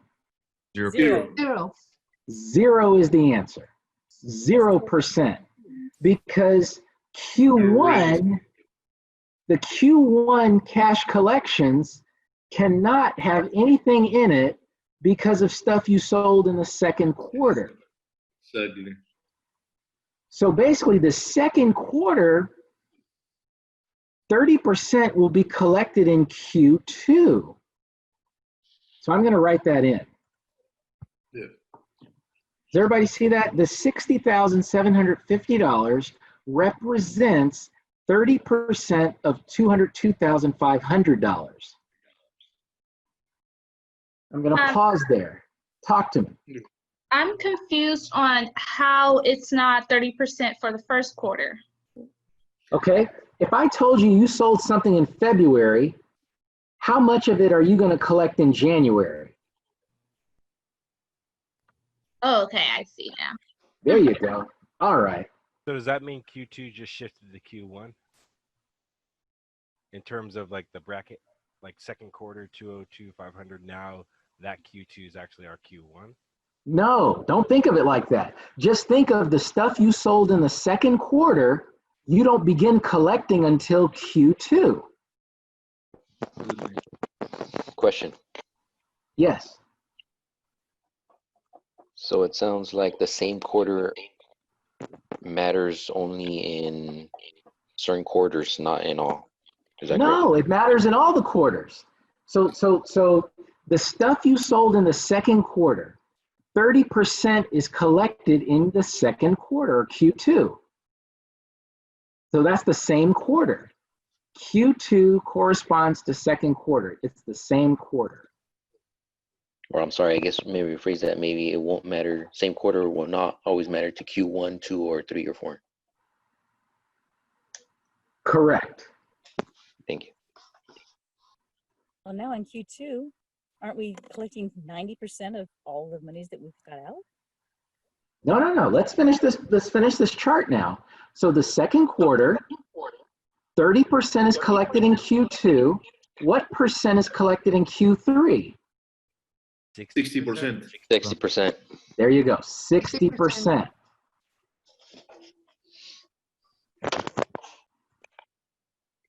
All right, so I've got the 60% in Q3. 202,500 was the sales revenue from the second quarter. 30% was collected in the same quarter, which is Q2. 60% is collected 1 quarter later. What percent now is collected in Q4? 10%. There you go, 10%. Let's drop that in.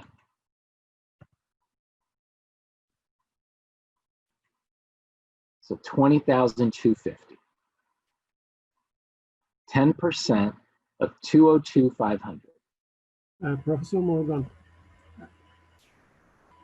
would you please one more time repeat why we have 30% in the Q2? I didn't understand, sorry. Oh, you understand it, or you want me to say it? I didn't understand why you bring 30% in Q2 and not in Q1. Why 30%? Because it was for Q2, it was 60%, but it is now 30% in Q2. Okay, so the problem tells us that when you make a sale, whatever quarter you make a sale in, 30% will be collected in that same quarter. So in the second quarter, you had sales revenue of $202,500. That was sales revenue. That's not the cash. You're going to collect 30% of this number in cash in the same quarter. So the same quarter is Q2.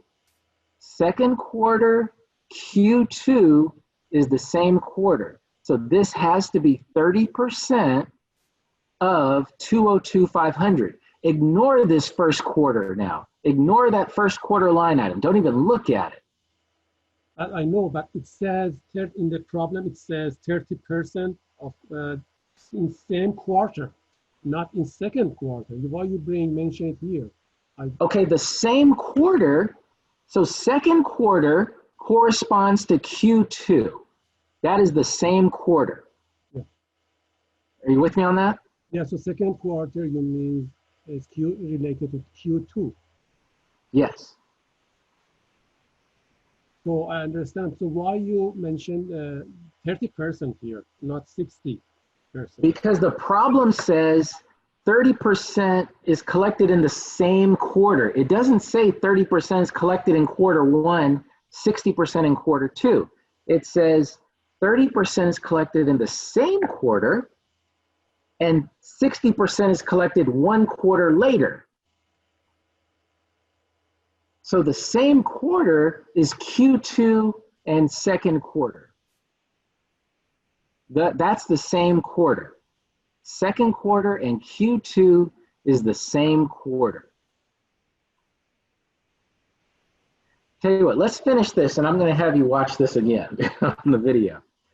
Do this third quarter on your own. Do the third quarter on your own. I have a question. Yes.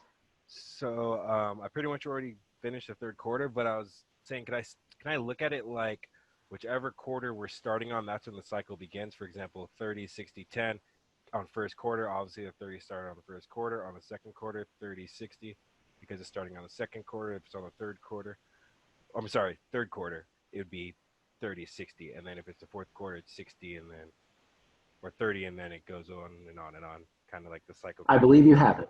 I believe you have it. Sorry, hard to articulate it, but it No, makes no, sense in but my you mind. said that, you did say that correctly.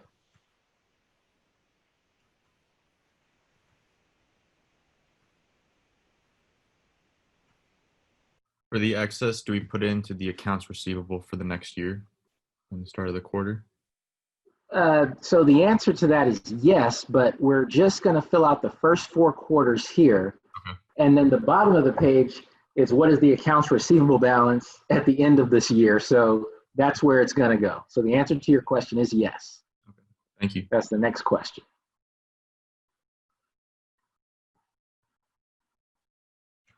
All right, so here is this third quarter. It should look like this. Just 2 numbers in this chart. Professor Morgan? Yes. About a 10%. It'll be rolled over to next year, right? To first quarter next year. Yes. Yeah, got it. Thank you.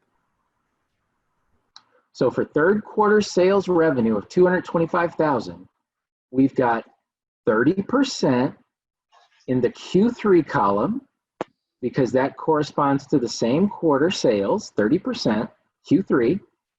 And then I have 60% here under Q4, which is 1 quarter later. That 10% left over is not part of this chart. What questions do you have, please?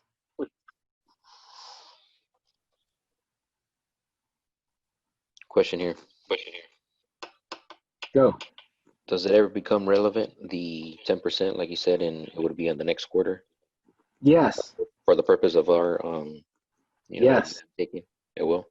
Yes. Can you give an example of how? We're going to see it on the very next question, bottom of page 381. Okay, thank you. All right, here's the fourth quarter. The fourth quarter is simply the 30%.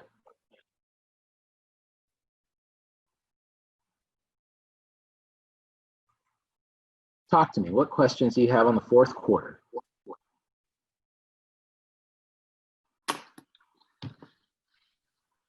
You will see 60% on the first quarter of the next year and 10% of the second quarter of the next year. And then, yeah. That is correct. Kind of like how we have that $2,000 at the top of that 30% in the first quarter, Q1. That is correct. Why is it indicating same quarter? Where does that come from? Is it because that's just how the financials are going? You're doing so your it says that the company, based on their past history, okay, just 30% is usually collected in the same quarter. 60% is collected 2 quarters later. I'm sorry, 1 quarter later, and 10% is collected 2 quarters later. Just based on past history. I guess what I mean is same quarter. Why would it be? Is it because they do their financials quarterly? Well, the company in this case is just keeping track of things on a quarterly basis, and we're just trying to keep track of when our cash is coming in. Could it be? So this chart is just helping the company keep track of when are they going to receive their cash. Can it be technically same month? It could. Okay. It's just we're not doing this monthly, we're doing it quarterly. Got it, thank you.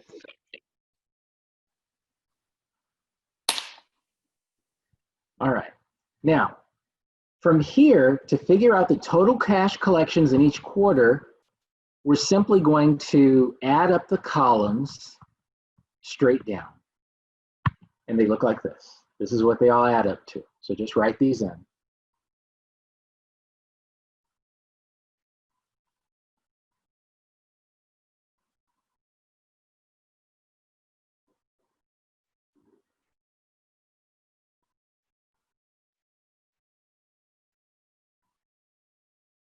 Okay. Now, what we have in front of us now is a question, bottom of page 381. The question is, what is the accounts receivable balance at the end of the year? So the way we figure this out is figure out what did we not collect in these first 4 quarters? What did we not collect? So I like to look at it as what's left over. And so I've highlighted here in quarter 3 and the 3rd and 4th quarter, we did not collect everything. So we've got some leftovers here, in other words. So I'm going to detail that out next. We've got 3rd quarter leftovers of $225,000 times 10%. That was left over from the 3rd quarter. So that's $22,500 that we did not collect in that year. And we've got some 4th quarter leftovers. We didn't collect 70% of the $247,500. And that equals $173,250. So the total accounts receivable balance at the end of this year is going to be $195,750. Just adding these two amounts together.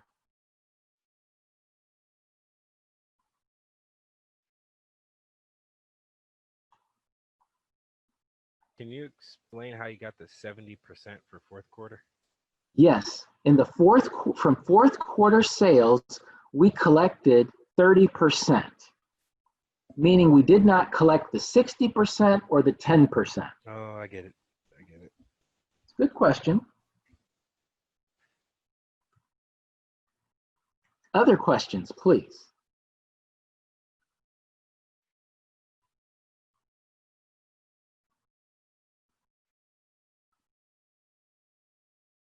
So can you explain how you came up with the 225 for the 3rd quarter and the 247,500 for the 4th quarter again? Yes, if you look at the numbers I wrote in red on page 382 in the cash collection, I'm sorry, on page 381, look in the 3rd and 4th quarter, I wrote them in red next to the word 3rd quarter, next to the word 4th quarter, I wrote 225,000, 247,500. Those were the sales revenues for those quarters. Professor Morgan? Yes. Can you explain, please, how did you figure out 10% from 3rd quarter leftovers, 10% off? Sure. If you go and look at what you did not collect in the chart above, okay, I want you to see what you did not collect. So I've highlighted here in this red square, in the 3rd quarter, you collected 30% and 60%. You did not collect 10% for the 3rd quarter. In the 4th quarter, you collected 30%, but you did not collect the 60% or the 10%. So 60% and 10% added together is the 70%. Thank you.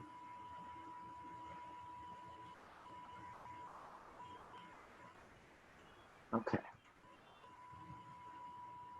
All right. Now that accounts receivable balance would go on a budgeted balance sheet. I'm not going to go into the budgeted balance sheet, but this is how that number we would get that number for the budgeted balance sheet. Okay. All right. Turn to page 382. 2 more budgets here. Page 382, it says, Basic Sound pays for its direct materials on account. So remember, we put together a budget of direct materials and we said that we were going to have to pay, how much we would have to pay. But it says here that generally 40% of the direct materials accounts payable balance are paid in the same quarter as the purchase, and the remaining 60% is paid the following quarter. So when we buy our direct materials class, we're not paying cash for it up front. Most companies do this. They buy it, they don't pay for it until later. What I would encourage people to do, though, is when you're running a company, pay for your stuff rather than have it be out, rather than waiting to pay for it for too long. pay for it as soon as possible. You know, and I understand that your customers aren't paying you in cash right away, but I'm telling you, the longer you take to pay your bills, the more chance or the more risk you're adding to your company by carrying these liabilities on your balance sheet. Okay, so pay your bills is what I'm saying. Could you potentially say that that's what's going on now with some of the planes that aren't being sold? How, like, for example, Boeing made that humongous order, but now they're losing all of the customers that were supposed to buy them, but they still have to pay for manufacturing those planes. Absolutely. I mean, you know, there's one thing, you can talk about companies all you want, but I like to make it very close to home and just talk about individuals. People that owe people money with what's going on in the world right now, if you don't have cash coming in to pay your bills, you know, that's really what we're talking about here. We're trying to delay, people are trying to delay paying their mortgage, people are trying to delay paying their rent, and not so much on the rent side, but on the mortgage side, that's a liability. And the only way, when you add liabilities to your life, you're adding an element of risk. And it's the risk that you will not be able to pay that mortgage every month. So I have a mortgage. I have several mortgages. And the only way that I can justify me having a mortgage balance is that having that risk in my life is that I'm managing that risk by having an emergency fund. So, you know, I can pay my mortgage for 3 months without earning any more money. Okay, I've set that up. It's an emergency fund. And so if I stop working, if money stopped coming in, I can still pay my mortgages for 3 more months. So I got 3 more months to find a new job, in other words. I got 3 more months to figure it out, okay? But that's what's going on here. All right, so back to this problem. So we need to set up an expected cash payments for direct materials budget. So this is going to be very similar to the cash collections, except this is how we're paying our bills, so cash is going out. In this chart, I've highlighted this particular area here on the left. This is the quarter the purchases occurred. Our purchases of direct materials occurred in this particular quarter. Okay, that's on the left. Now across the top will be the quarter that we pay the cash. So the quarter the cash is actually paid. All right. And, oh boy, we're running short on time. Okay, so I have to speed up a little bit here. So we said that there's an accounts payable balance of $5,000. That's in the paragraph at the top, all of which is going to be paid in the first quarter. Remember to mute yourselves. I will mute you. Okay. So all of the $5,000 that we have in accounts payable is going to be collected in the first quarter. So I'm going to put that in Q1. Now, I want to put our direct materials that we bought in each of these other quarters here. I'm just going to take this from the direct materials budget and write in these dollar amounts. I've gotten these from the direct materials budget. That is on page, the direct materials budget was on page 374. This is the very last line, the total cost of direct material purchases. I've written them in red here. And that entire column on the left is the quarter that the cash was. No, it's this area here on the left. This is the quarter in which the purchase occurred. That's us. Okay, perfect. Yeah, the purchase occurred, but we did not pay cash for it right away. All right, now let me go through this first quarter here. In the first quarter, we bought $49,500 worth of stuff, okay, of material. We're gonna pay, so the problem here says that in the same quarter, we're going to pay 40% of it. So 40% of 49,500 is 19,800. And 60% is collected 1 quarter later.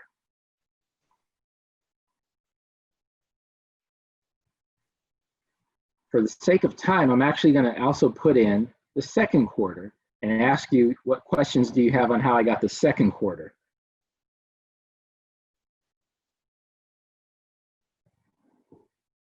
We're basically following kind of a similar problem like last time, correct? Yes. So are there any questions on how I got this second quarter information? Yes, Professor Morgan, how many percent for the 22,200? That is 40%. This 22,200 is 40% of 55,500. And the other one is 60% in this one? This is 60%, the $33,300.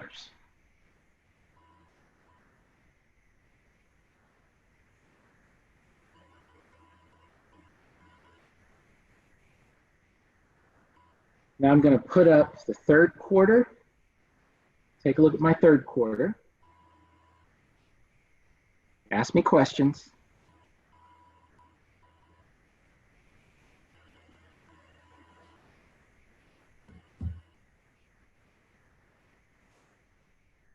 And I'll put up the fourth quarter as well. Here's the fourth quarter.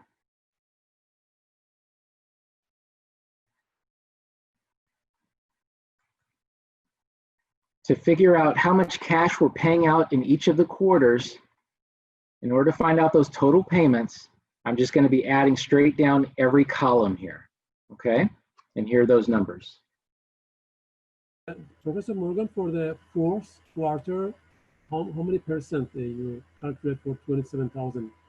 40%.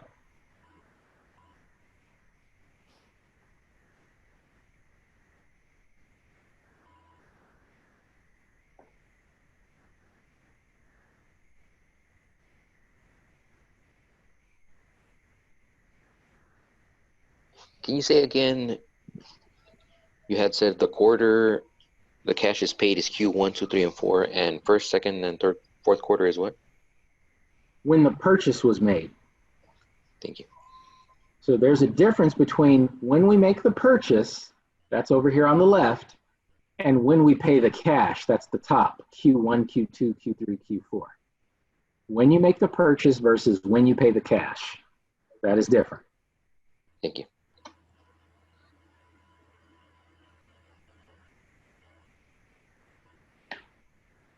All right. Now, the last question here on this page, what is the direct material accounts payable balance at the end of the year? That is simply going to be, what have you not paid off yet? 40,500. 67,500. Okay, so there's 60% left in the fourth quarter that we have not paid yet. So that's the leftover. 40,500. So the fourth quarter leftovers, 67,500 times 60% equals 40,500. Questions on this, please?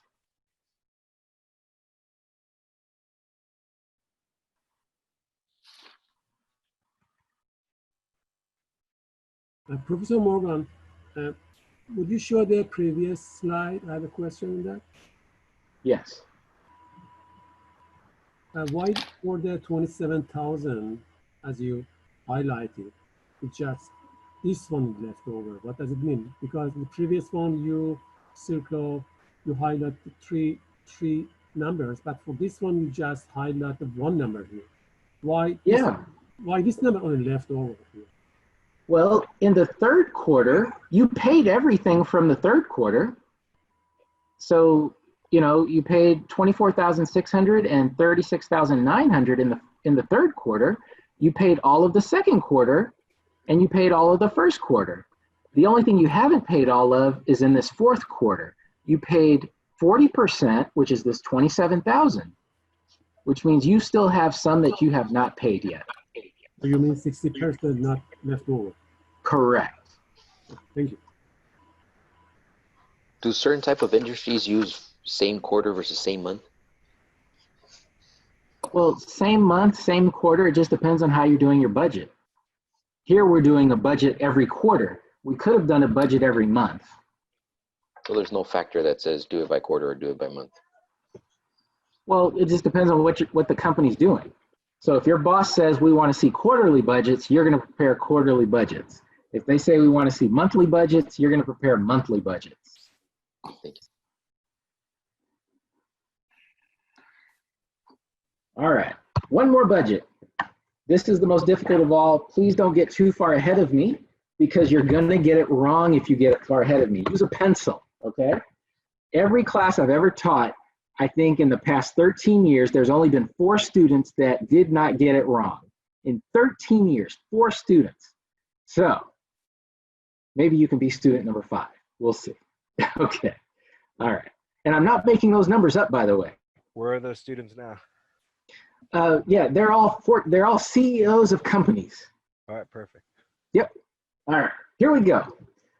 It says, page 384, Basic Sounds Management likes to keep at least $30,000 on hand of each quarter to ensure it has enough operating cash for the next quarter. Any cash in excess of $30,000 is used to repay prior borrowings. So you might have to borrow money. And it says Basic Sound began the year with $30,000 cash on hand, and management has decided to make quarterly income tax payments and interest payments, okay? So we're gonna prepare a cash budget. All right, here's the cash budget now, okay?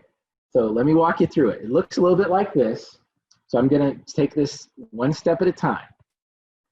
I've got this beginning cash balance. That's gonna be $30,000 because it says the company is starting with $30,000 cash at the beginning of each quarter, okay? Or at the beginning of the year, the company has a cash balance of $30,000. Everybody with me? Say yes. I see you nodding your heads. Okay. Yeah. All right, very good, very good, very good. Okay, now mute yourselves again. Okay, I got you muted now. The next line item, collections from customers. We go to the cash collections budget to find that number for Q1. So the cash collections budget says it is $56,000. Does everyone see that? I put it up there on the screen. So $56,000 from the cash collections budget. What page is that? We just did it on page 383. I'm sorry, we did it on page 381. Page 381, the 56,000 was from Q1 total collections, bottom of that column, 56,000.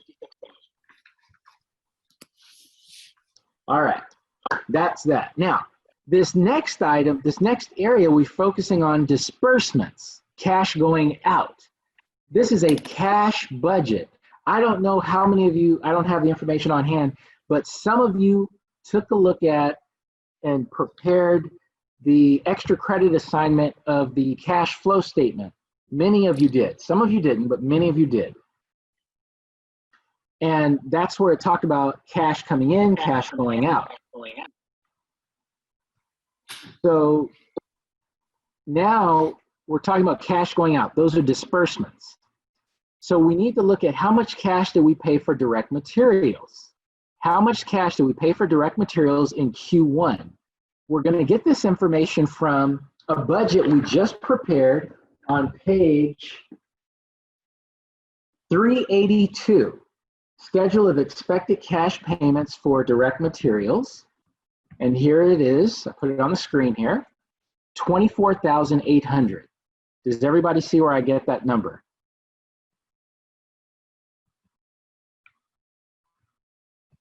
Yes. Okay.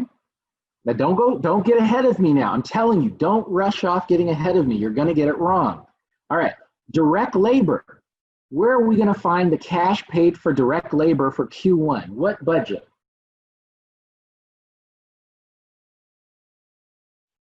Direct labor budget? Wonderful, thank you. You're going to get that from the direct labor budget. The direct labor budget says we paid $30,750 in total direct labor costs. So those are actual cash payments to the people, all right? So $30,750. Is everybody with me so far? Where are we going to find how much we paid for manufacturing overhead? What budget? Manufacturing overhead budget. Look at you, correct. Manufacturing overhead budget. Now listen, don't write any numbers down yet. Let's go to the manufacturing overhead budget. In the manufacturing overhead budget, this was on page what? This was page 377. Yeah, 377. We've got variable costs and we've got fixed costs. So ordinarily what students do, they say, okay, the manufacturing overhead cash is just going to be adding together the total variable and total fixed costs, the total manufacturing. The answer is $16,963. That is the answer, $16,963. What it is not, now hold on, back up a minute. If you look back at your manufacturing overhead budget, what is your total manufacturing overhead for Q1? 21,963. Okay, now I am right that the answer is $16,963. I'm going to prove it to you, okay? In this manufacturing overhead budget, if you look at the line items, all of these line items, except one of them is not cash, and that is this depreciation line item. So you need to make an adjustment for the depreciation expense. Meaning, you take your total manufacturing overhead costs, you need to subtract out this depreciation expense of $5,000 each quarter.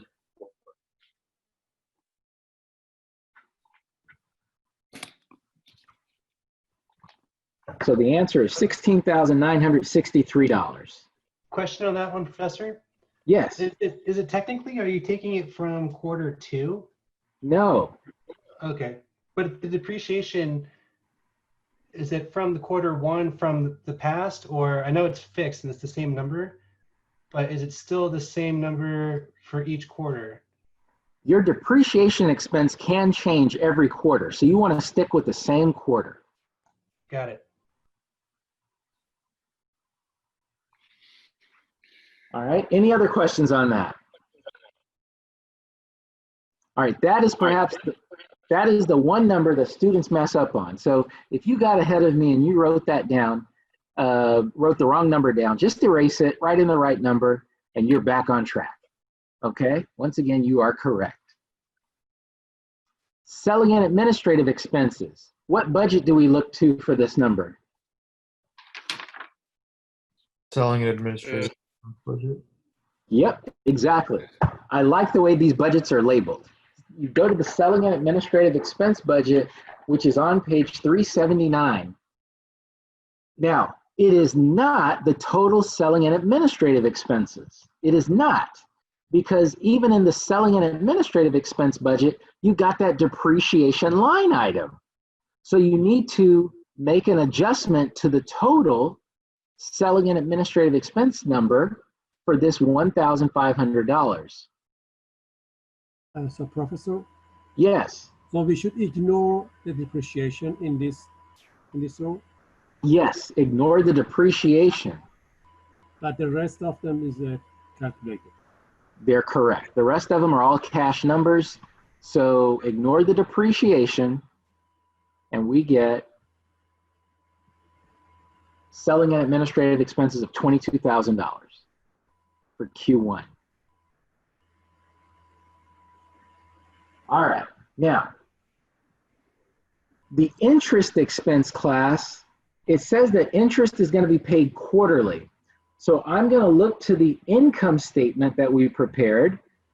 And on the income statement, it was $4,000. So if I divide that up quarterly, the interest expense is just $1,000 each quarter. Same for the tax expense.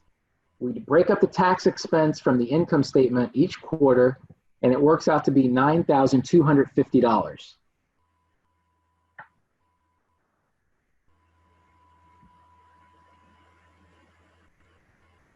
Questions on that? Professor, so where did you get this 1,000 from interest expense, Professor?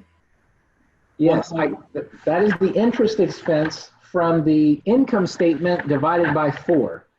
So your income statement budget is on page 380 at the bottom. I divided the interest expense by 4. So it was 4,000, I divided it by 4, and I got $1,000. I did the same thing on the income tax expense. So for income taxes, the extent you divide by 4, same? Yes. All right. Now I'm going to simply add, for this line item total disbursements, I'm just going to add all the disbursements together. That gives me total disbursements of $104,763.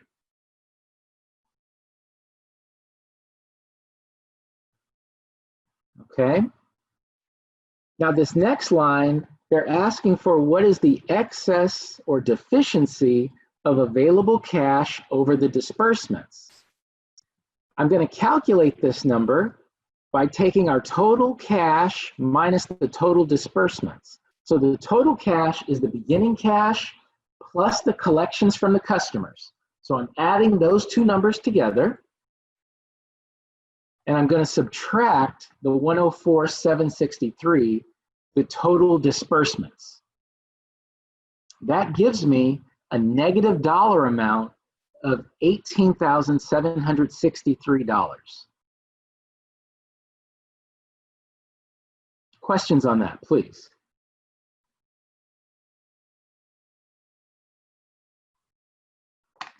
Can you explain one more time how you did that? Yes. Thank you. To get the excess deficiency, the excess or deficiency of available cash over cash disbursements, I took the beginning cash plus the collections from customers, that's my cash coming in, and I subtract the total disbursements, that's the cash going out. So that winds up with a negative number of negative $18,763. So it's a deficiency of $18,763.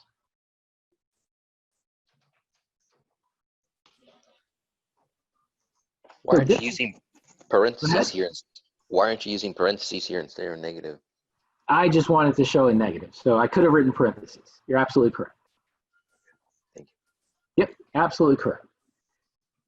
Now, and that was because of the formatting when I transferred this into a PowerPoint presentation. It threw off the formatting to put in parentheses. Got it, thank you. Yeah, okay. Now, what this indicates is the company is planning on not having enough cash in the first quarter. So when you're planning on not having enough cash, what are you going to do to have enough cash? Borrow. That's right, the good old-fashioned American way of life. We're going to plan on borrowing money. So now I've got this section down below called financing. How much cash do we need to borrow in the first quarter? 48,763. Wonderful. We need to borrow $48,763. If we borrow $48,763, we're going to have an ending cash balance of $30,000, which is exactly what we want. That makes sense? Professor Morgan, where did you get that 48,007? Okay, now you're going to have to think this through. We were going to be short $18,763, okay? That's a negative dollar amount we were going to be short by. we need to borrow enough money to pay for this $18,763, but also end up with $30,000 of cash at the end of the quarter. In the problem, at the top in the problem, it says the company always wants to end the quarter with at least $30,000. So they had to plan on borrowing enough money to pay for this negative dollar amount, $18,763, and wind up with $30,000. So the only way to make that happen is to borrow $48,763. So why couldn't it be a repayment? Because you can't repay anything. You need to borrow money. Oh, okay. So if the number was positive, it'll be a repayment? Not necessarily. If the number was positive $1,000, you'd still need to borrow $29,000. When does repayment come into play?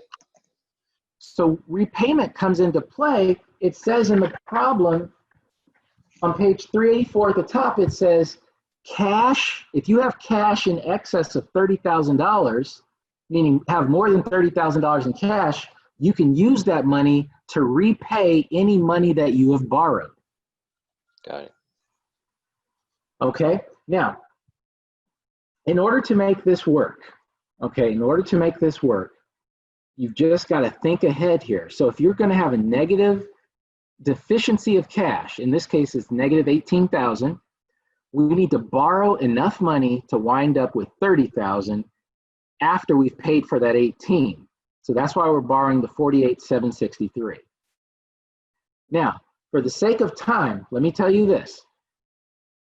The key learning point here is that you make adjustments for this manufacturing overhead and the selling and administrative expense for depreciation. That's really the key learning point here, all right? Another key learning point is that you need to borrow money sometimes to wind up with your ending cash balance where you need it. Now I'm gonna finish the rest of this budget here, and you're just gonna have to write it down, but it's not really part of the learning points, but I want you to see how it really plays out. Okay, I really want you to see how this plays out. So for the second quarter, the beginning cash balance of the second quarter is going to be $30,000. We transfer that, the ending cash of the first quarter becomes the beginning cash of the next quarter. The cash collections from your customers is still going to be $168,750. You got that from the cash collections budget. And then these other numbers play in. We pull them from those respective budgets just as we did in the first quarter, okay? And your excess cash is going to be $60,362. So I'm going to give you a moment just to write those numbers down. You'll have to go back and see what you did with those or where all those numbers come from. You can retrace your steps on those.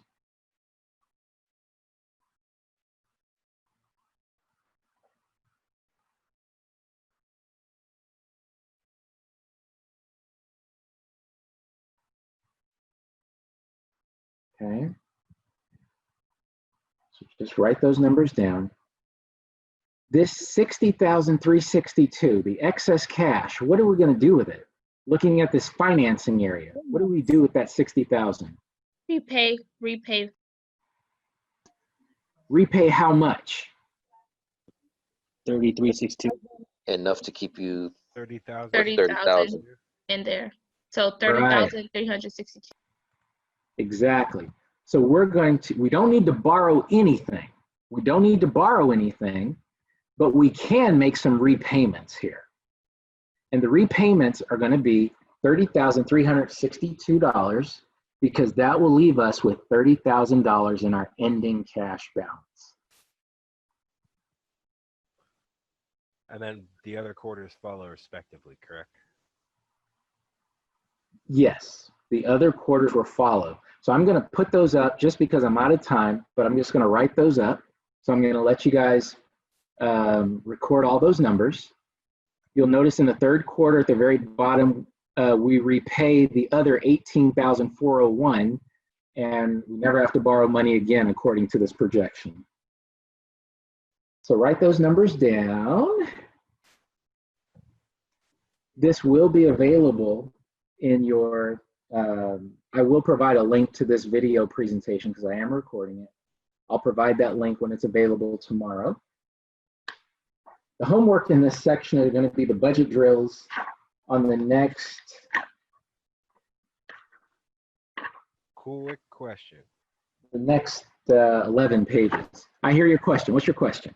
How come the next 2 quarters aren't 30,000 for the ending and beginning? Well, it said that the company wants to end with at least 30,000. Oh, at least. Yeah, so if you got a lot of cash, that's even better. But it's at least 30,000. And you've repaid all the money you've borrowed. So, you know, you can take this excess cash and do whatever the company board of directors says you can do with it. And can you calculate that includes. Professor, why is the repayment for Q3 $18,401? Because you've repaid. So you borrowed 48,000 in the beginning, right? In the second quarter, you repaid 30,000. In this third quarter, you only have a certain amount left to repay. I see. Got it. That makes sense. So the difference between the first borrow and that is. Right.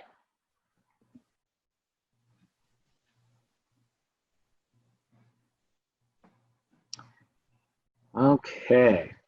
So anyway, the next 11 pages, you've got budget drills 1 through 11. Those are going to be your homework. Budget drills 1 through 11. So through page 396 is going to be your homework. So I'll let you kick those around in the discussion areas. I'll provide some answers, some solutions as well. Yeah, so through page 396. And if you're feeling as though you got the hang of these budgets and want to do just some analytical budget drills, page 397 and 398, I have some analytical budgets there. If you do them, I'll talk to you about those separately, just to confirm if you did them correctly or not. But they're very analytical, not required. Question. I'm still a little confused on the borrowing versus the 18,400. All right. So in the third quarter, you've got $86,000 in excess cash, okay. Right? With that excess cash, you can repay whatever is left over from the money you borrowed. In the second quarter, you repaid $30,362. You only borrowed $48,763. So the difference between these two numbers is $18,401. Oh, okay, yeah. I was doing the difference between 48 and that number. That's what was throwing me off.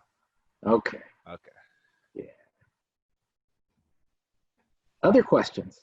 Professor Morgan, would you please one more time mention the page number for the drills? Yes.